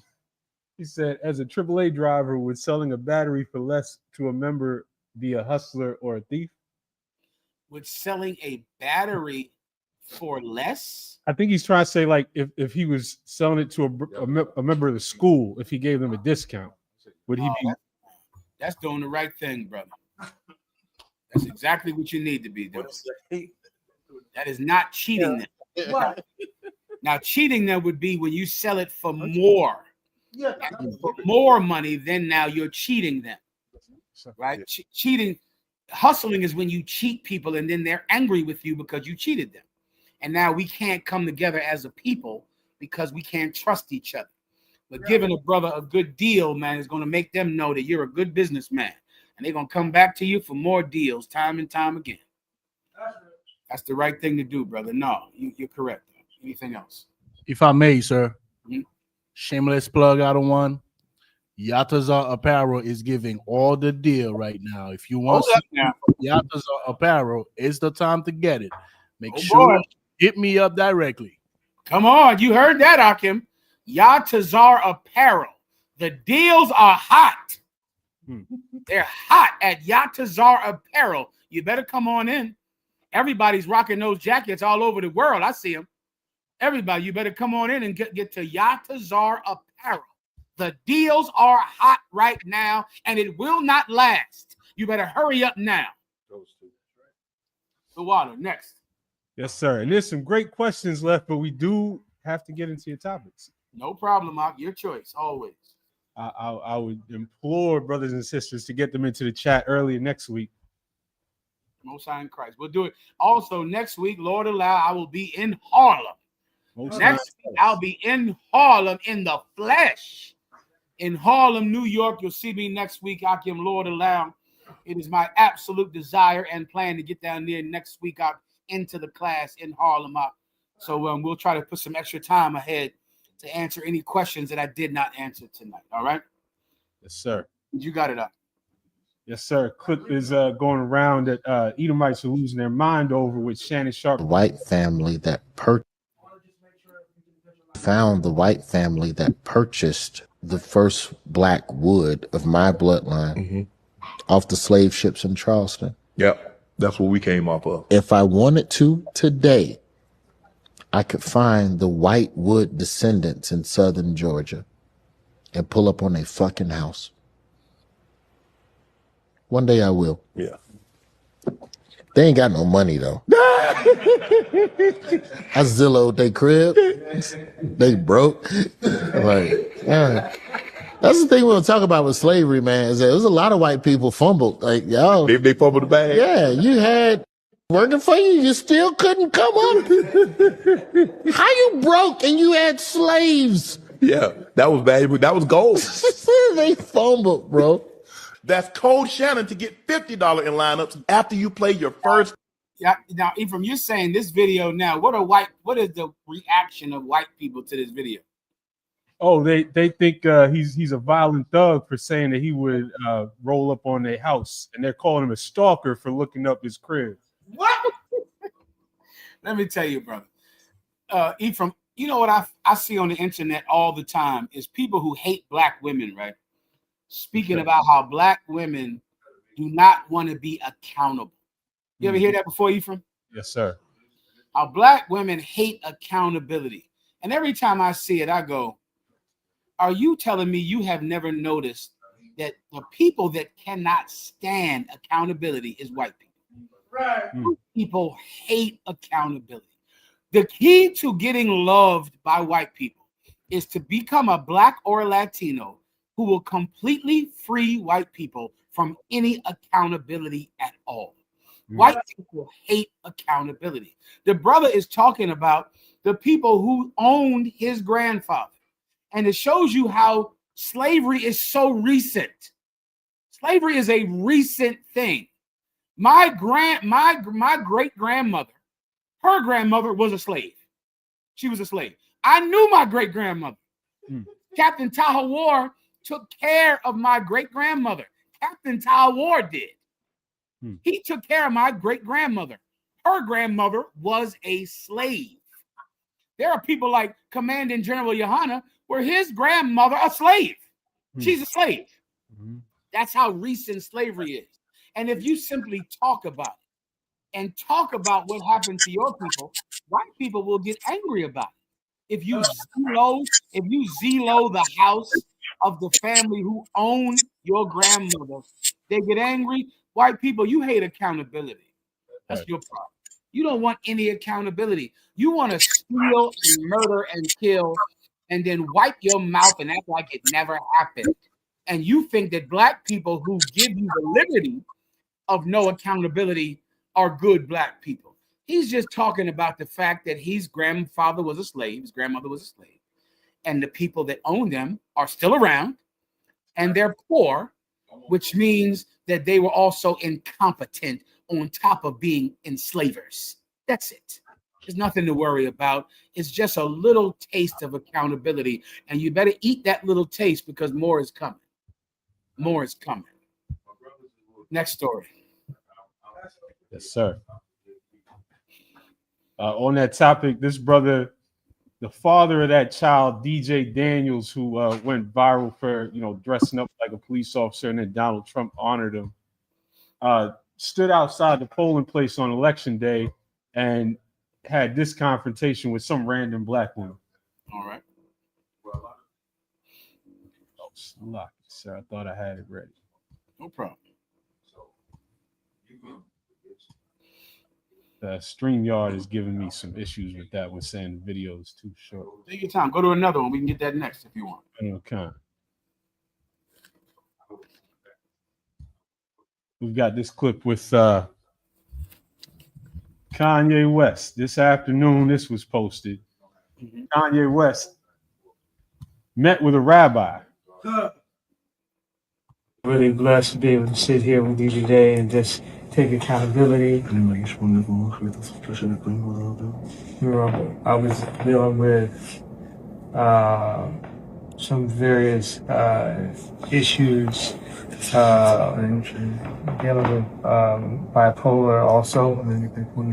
So it would take the ideas I had and have me take them to an extreme where I would forget about the protection of the people around me and myself.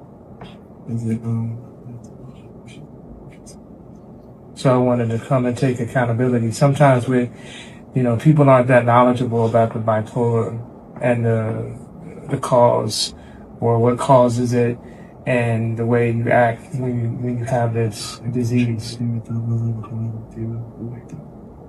So it's like if you left the house and you left your kid at the house and your kid went and messed up the kitchen and messed up the garage and messed up the living room. Now when you get back, it's your responsibility because that's your child. And that's the way I look at it. It's like I gotta go clean up the kitchen, I gotta clean up the living room, I gotta clean up the garage. That's enough. Yeah, and it's a big deal for me. If you ever wanted to understand white privilege, understand that video we just watched. Kanye West just said that I have bipolar disorder, and it was like I didn't care about my safety or the people around me. Why is he bringing up his safety or the people around him? Because he knows by speaking against these Jewish people, he has destroyed his own safety and the people around him. And he has hurt his family by speaking against them. Let me tell you something. The Bible says that the rich man's money is his defense.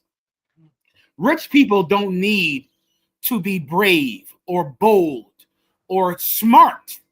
Their money defends them. Because Kanye West is going to make his children poor, his children will be poor. The rich man can just sit back and wait for Kanye West to come crawling home to grovel and hold his hand and beg for mercy. Because if Kanye West doesn't do it, him and the people around him will not be safe. The rich man's money is his defense, but God is the defense of the poor. Right. God defends the poor man.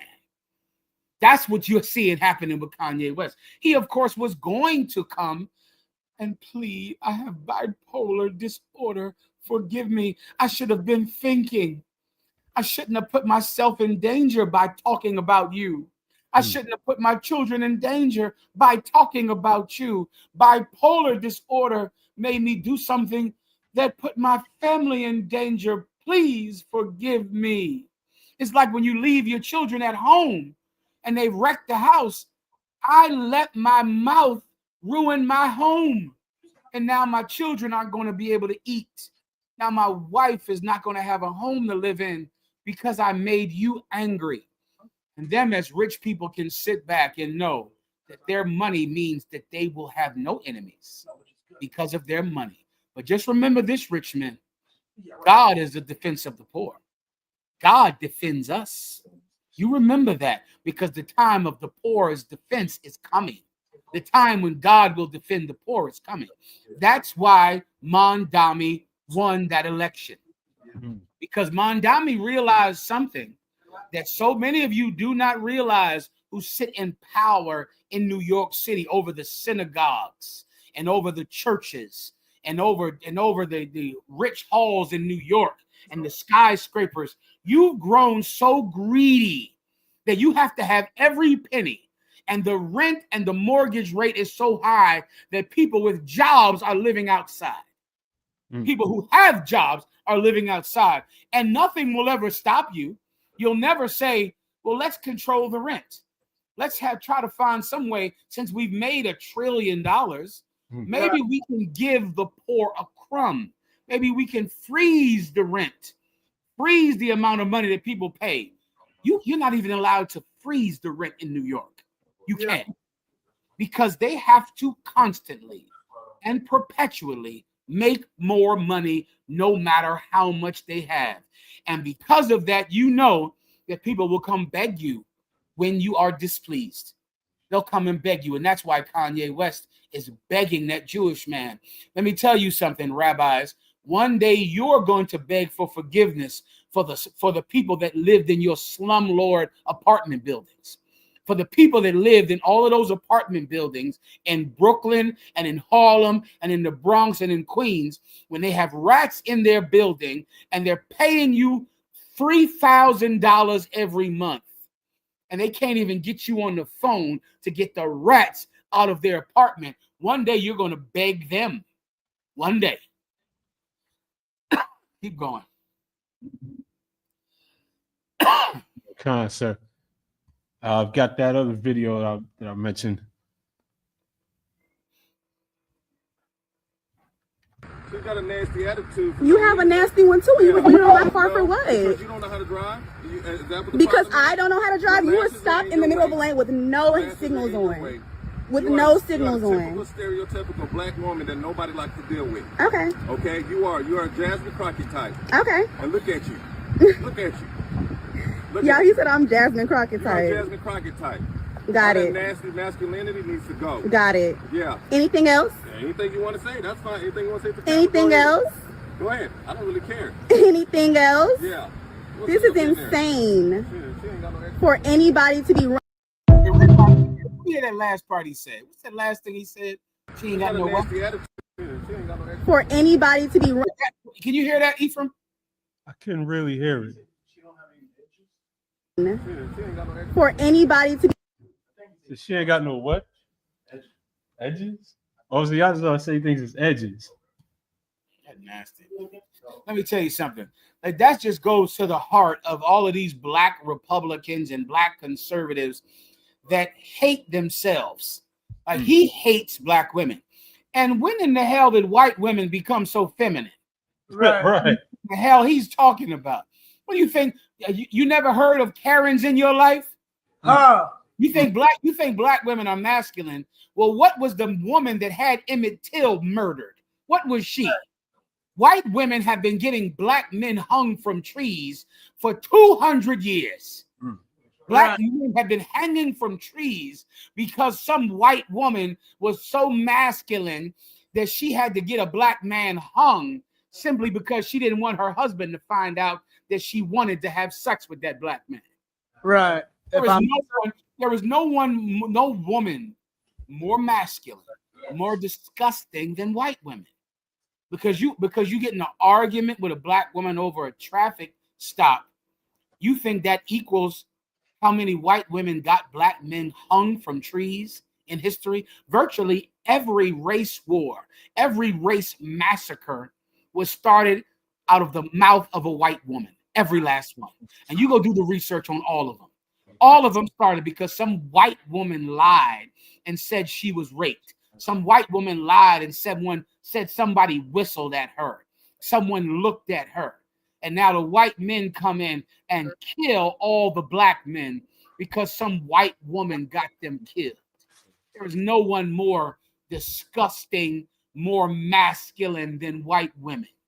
Men like him are just hateful of black women, completely hateful of them because they cannot match their spirit.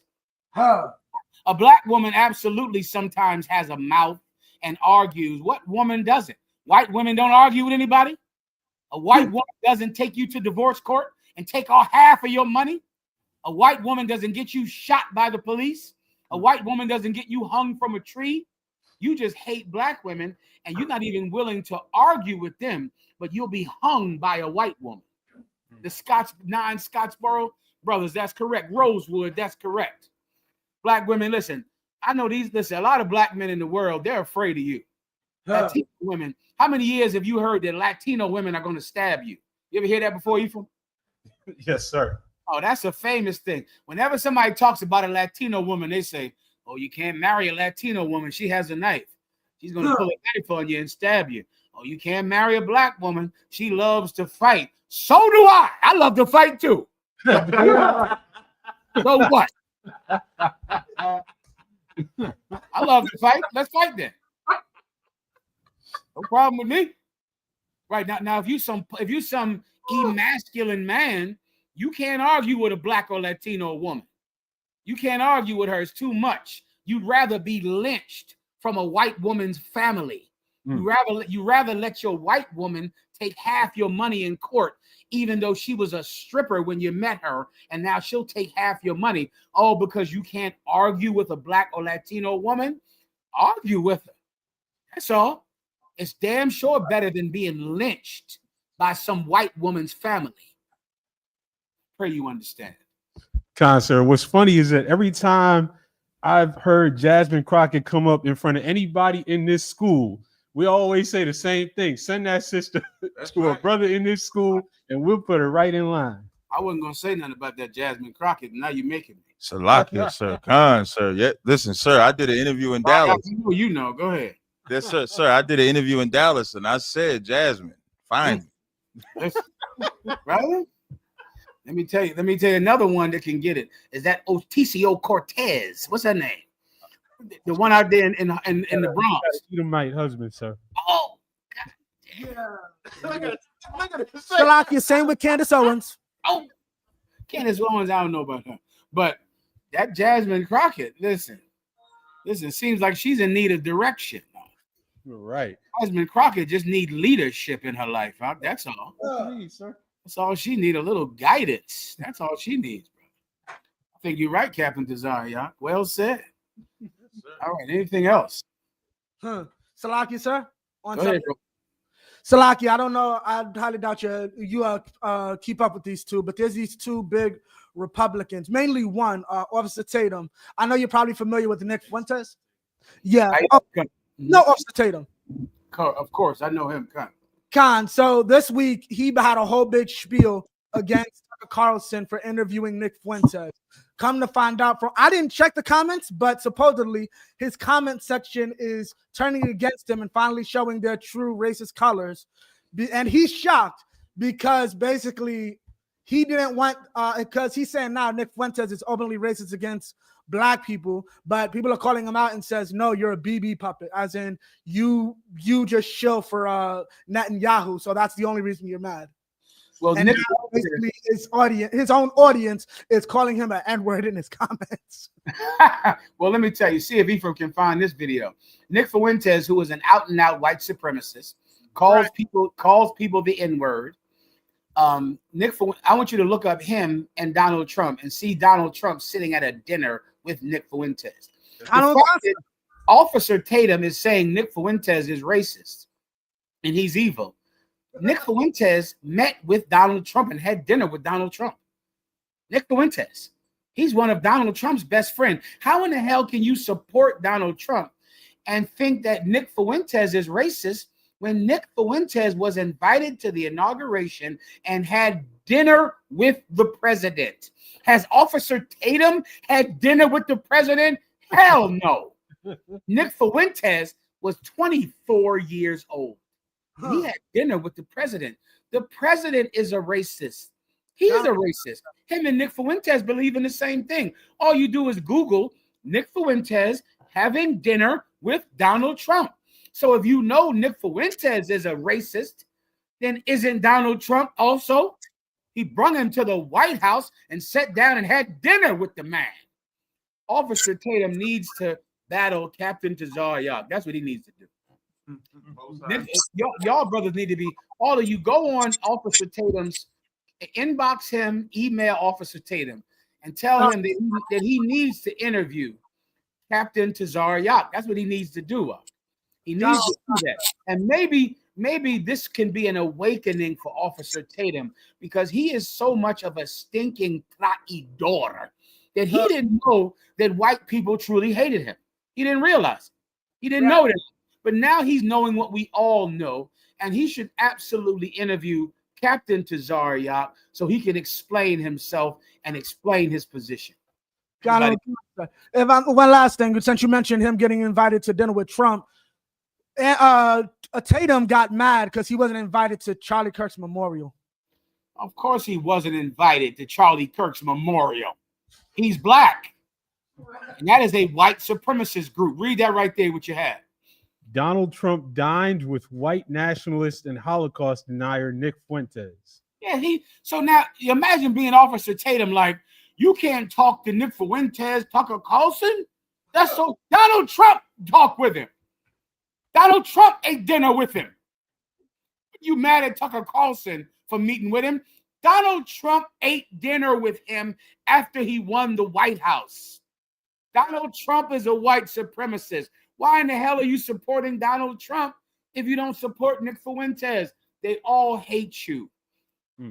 Everybody go to Officer Tatum's inbox and email him and tell him that he needs to interview Captain Tazariak and have him on the show. All right? Keep going, Ephraim. Kind, sir. And a couple of people are asking in the comments about Kanye and the rabbi. I'm not sure if they just joined us, but if they go back and watch later, we just covered that. We just covered Kanye and the rabbi. You better get in class earlier, man. Let's go. Keep going. We got a few more to do. We got to wrap it up across the line. Yes, sir. Real quick, Captain Debarmath got a shout out from his employer in the world for this incredible act. Let me just play the video.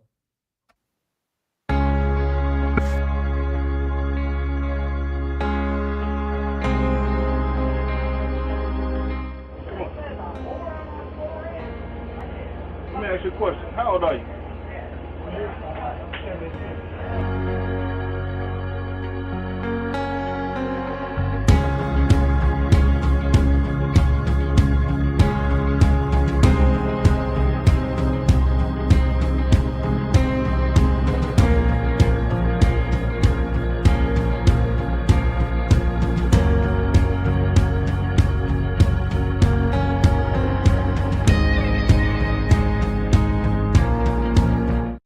I'll give Captain the bar a hand, man.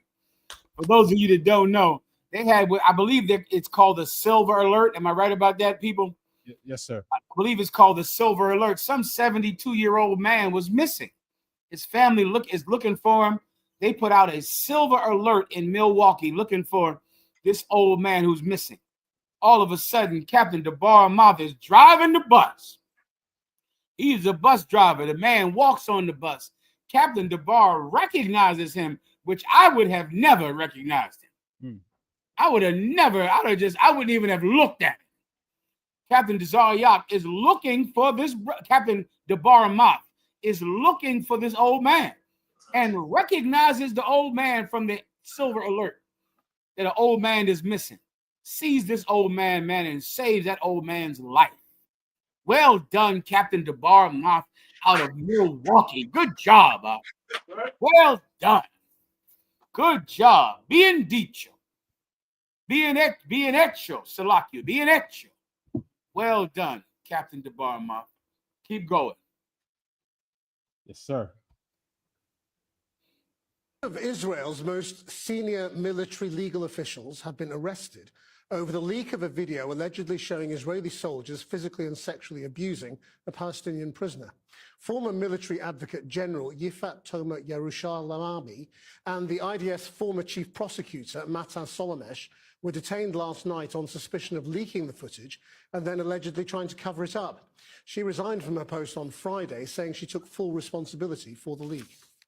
Do you understand what happened in the land of Israel? In the so-called land of Israel, they're bombing and destroying the Palestinian people. The top-ranking Israeli general, who is a woman, she had in her hands video that the soldiers in Palestine were raping the men, were raping them, sexually assaulting them, raping the men. She had the video. And she released the video to the press. And the inspector general, meaning the head lawyer for the military, helped her to leak this video to the press. And she's the one arrested. She got arrested. Her. The men, the Jewish men who raped the Palestinian men, they did not get arrested. But the woman who told everyone, the woman who released it to the press, she got arrested for leaking classified footage. She's in jail. And let me tell you something. That goes right to the kind of things that are also happening in the American military. This woman, so many women in the white man's military, they've been sexually assaulted. They've been drinking late at night with their comrades. They've been in some faraway country, and they are sexually assaulted by fellow soldiers, sometimes by superiors. And when they go to tell someone, they're told to shut their mouths, and if they keep opening their mouth, they're going to be kicked out of the military. This woman in Israel, she is a woman that was sensitive to being sexually assaulted, sensitive to it, and I wonder why she was. I wonder why it affected her so deeply that these Palestinian men were being sodomized by the Israeli armed forces, so much so that she risked her career to expose it. And everyone should understand the lesson of it, man. Like, there is a reason that the people in power need to oppress you. And the reason is so primal, it's so basic, that they need to have a people that they can hurt. And simply having the oppressor-oppressed dynamic makes them feel like they have control of your life, of your food, of your employment, and of your body. And that is what they want. These people are raping the men in Palestine. Now, I want you to, for a second, think about what it's been like for us over here for 200 years. Think about what it's like for us over here in America. Now you might really understand why ICE agents are invading our neighborhoods. They're not invading our neighborhoods to stop crime. They're not invading our neighborhoods to stop the drug cartels. They're invading our neighborhoods because they get a release. They get such joy from snatching the babies out of your arms. It is a primal desire of a primitive people that they need to hurt someone, and it is sexually exciting to them to hurt you. Give me more videos. Give me the one, give me anyone. Difficult client was Leona Helmsley, and when they call her the Queen of Mean, that's an insult to Young every brothers, mean. you might to not every know this woman. This is a woman named Leona Helmsley, right? She was, when I was young, she was famous in New York. You know who was famous in New York? Leona Helmsley and Donald Trump. They were famous for being rich in New York. This is the reason that Mamdani won. All through my young childhood, I remember this picture. Here's a picture of Donald Trump, Leona Helmsley, and Donald Trump's father, who was a famous real estate tycoon in New York. And these people were famous all over the country because everyone looked at New York and Manhattan because of the skyscrapers and the wealth. And they would think about Leona Helmsley and the Trump family. And these two are best friends. Now, I want to tell you a story about Leona Helmsley to tell you the kind of people that have been ruling New York. They're the same kind of people that are now invading Palestine. Go ahead and read it. Play the video. Difficult client was Leona Helmsley. And when they call her the Queen of Mean, that's an insult to every mean person. She was so much worse than that. This is a woman who got great pleasure out of hurting people. I stopped talking to her, even though I represented her. I stopped talking to her when I was sitting with her at the Park Lane Hotel having breakfast, and they brought me a cup of tea, and a little bit of the liquid dripped over the cup onto the saucer. She saw it. I didn't even notice it. She grabbed the saucer and the cup, threw it on the marble floor. It broke into a dozen pieces. And she said to the young waiter, now get on your hands and knees and beg me for my job. And I got up and I said, Leona, I will never speak to you again. I will never be in the same room with you again. I'll be in court with you. I'll defend you to the best of my ability, but you are not my friend, and you're not somebody who I have any admiration for. Donald Trump's best friend, along with Jeffrey Epstein. She was at a restaurant with a famous lawyer, Dershowitz. And she gets a cup of tea, and they serve the tea on a saucer. A little bit of the tea from the cup spilled on the saucer. She took the entire thing and threw it on the floor, and then told the woman who served her the tea, now get down on your hands and knees and beg me for your job. What I need everyone out there to understand is this. When people heard about Donald Trump's campaign to be president, and they heard about his talk about building a wall and mass deportations, white people got so excited to see people in pain, to see people hurting. They wanted this. What you're seeing on your phone that's making you sick, white people voted for that. They enjoy it.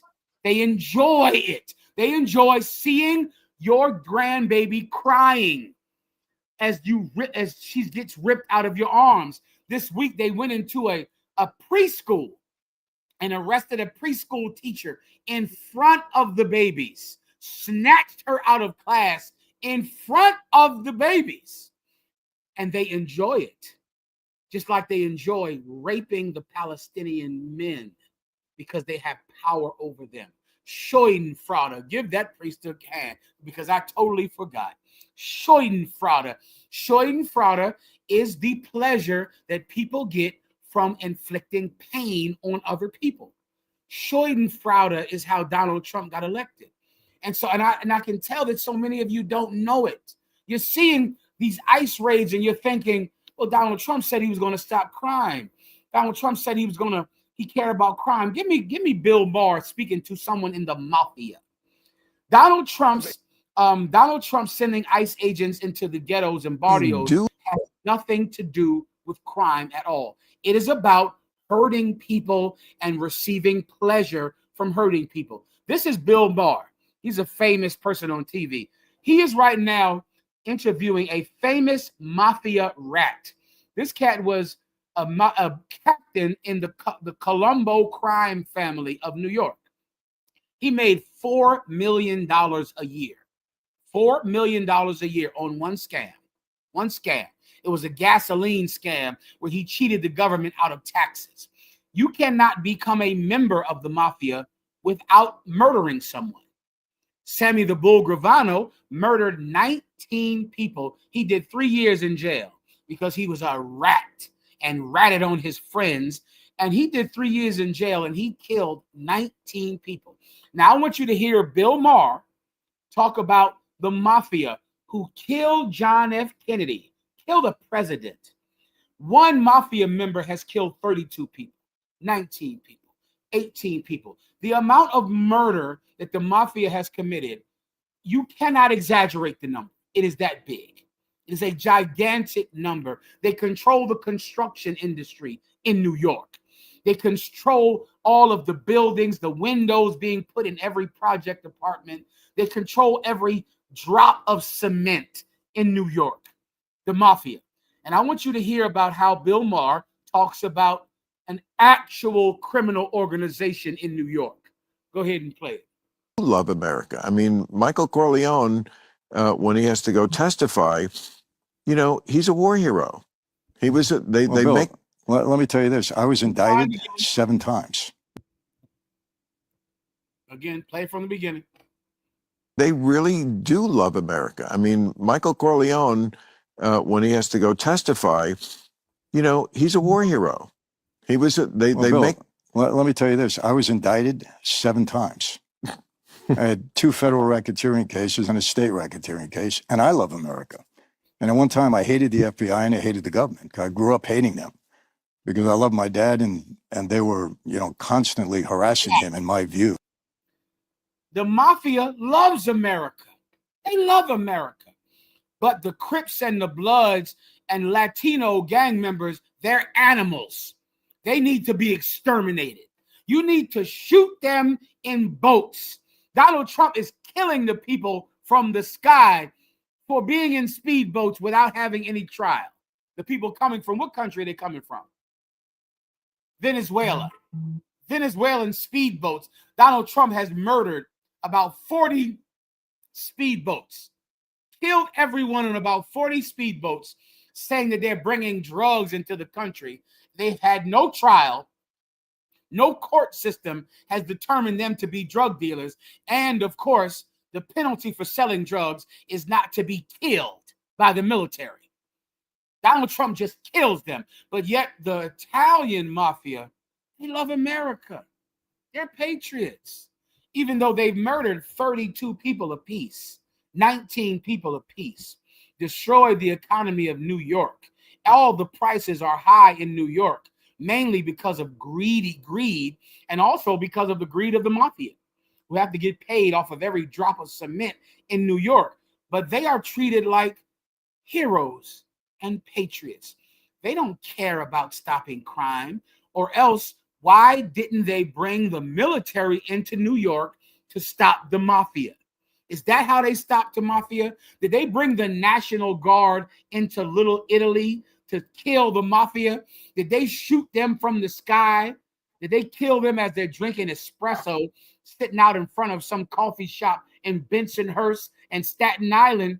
They didn't use the military to stop the mafia. They stopped the mafia with the RICO statute and with rats, just like this rat sitting on Bill Maher's couch. A bunch of snitches and rats, and the RICO law. And they destroyed the mafia.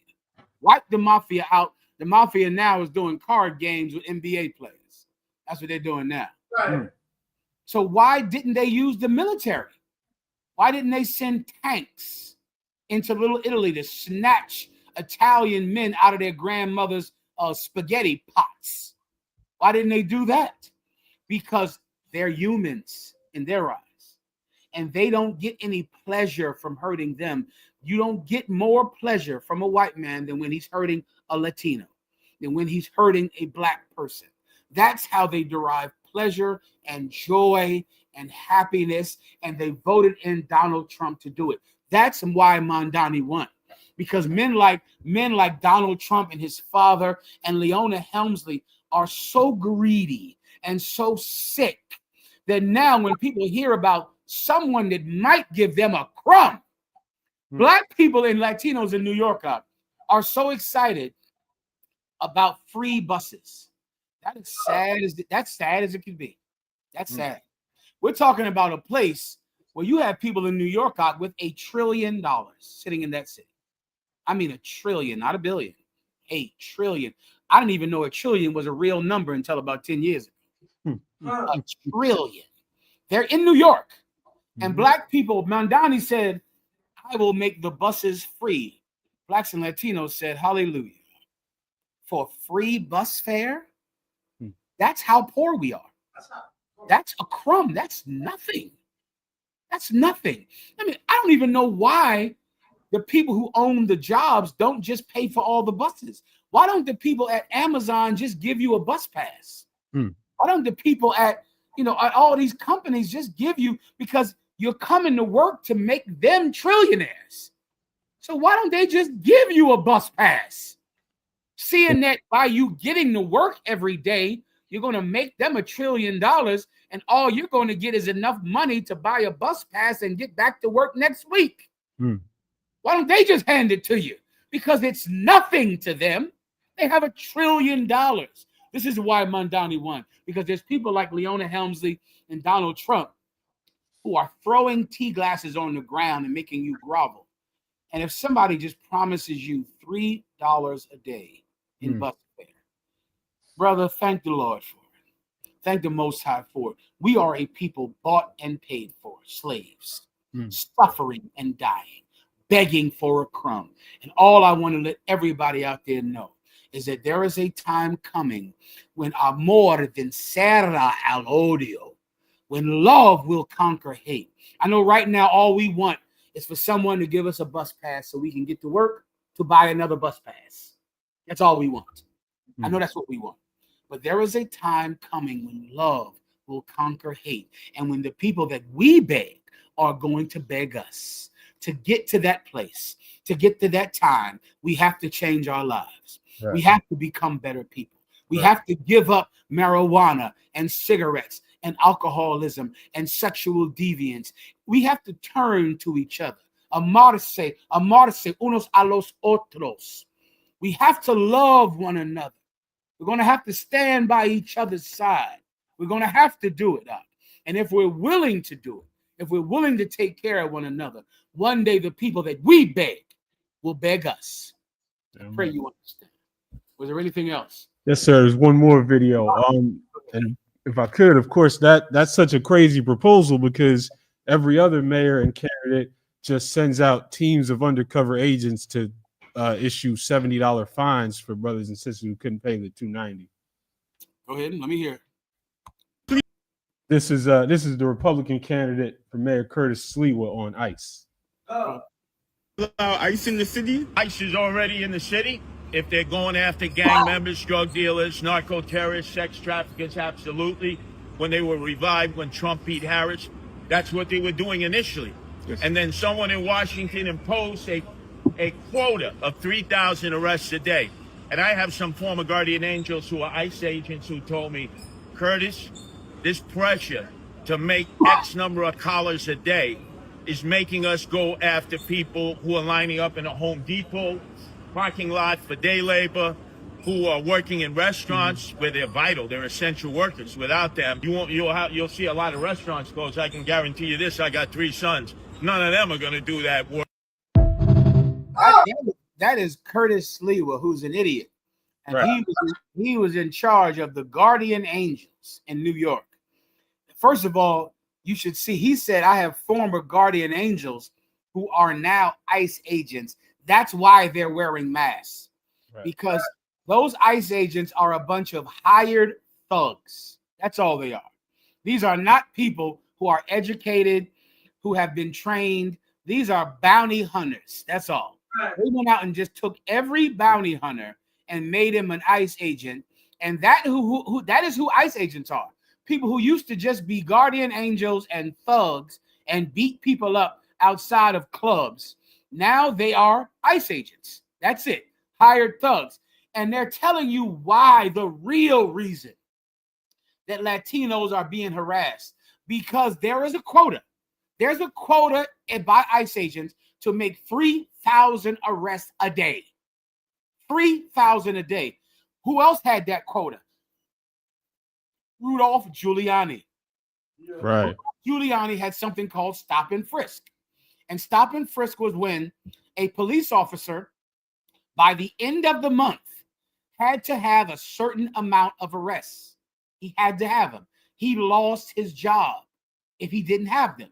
So now he has to run out and harass every Black and Latino. Why?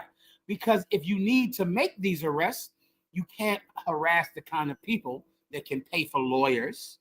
You can't harass the kind of people where it could be some political repercussions. You have to harass the people that can't afford a lawyer, because you're going to harass him for nothing.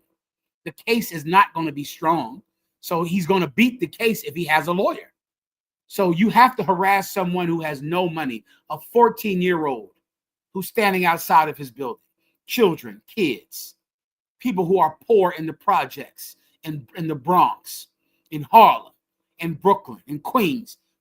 Because you have to make a number. Because the entire stop and frisk movement was about money. That was it. It was about money. Now we know what the ICE agents are and why they're in your ghettos. Money. That's it. They're being told that you have to make 3,000 arrests a day. So they don't give a damn who they are.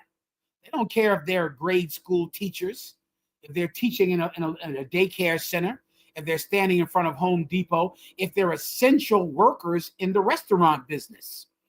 They don't care because they have a number that they have to make, 3,000 a day. The Bible says this: the love of money is the root of all evil. Every evil act that you see. If you go to search, you will find that the basis of it is money.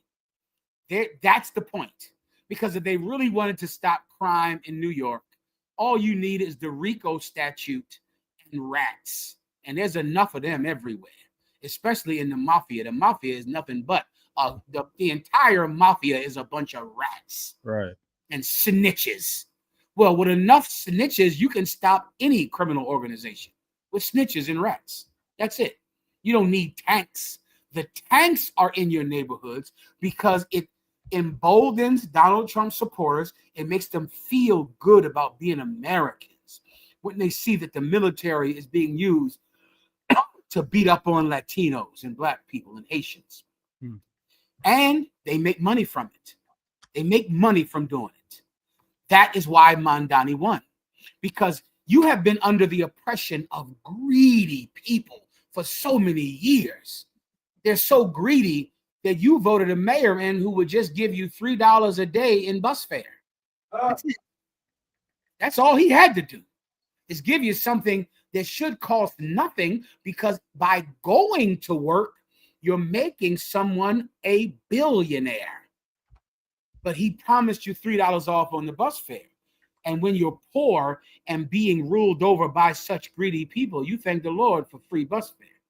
You thank the Most High for that. Greed, the increase of greed, the overflowing amount of greed is why they elected an Arab socialist to be to be mayor of New York. Because when you're already being oppressed by racists, what in the hell do you care if he's a socialist? Who gives a damn?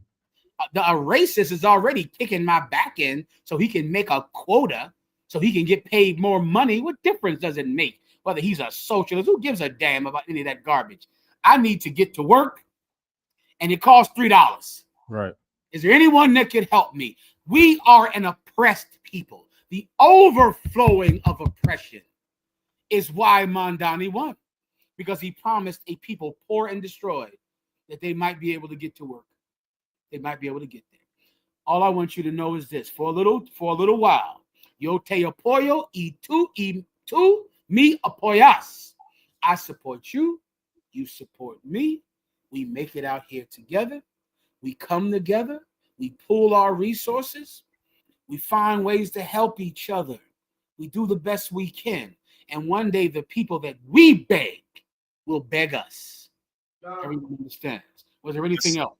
Sir, and on that note of everything you said, there's an image going viral today showing that the demographic that voted for Zoran Mamdani with the highest percentage was Black men.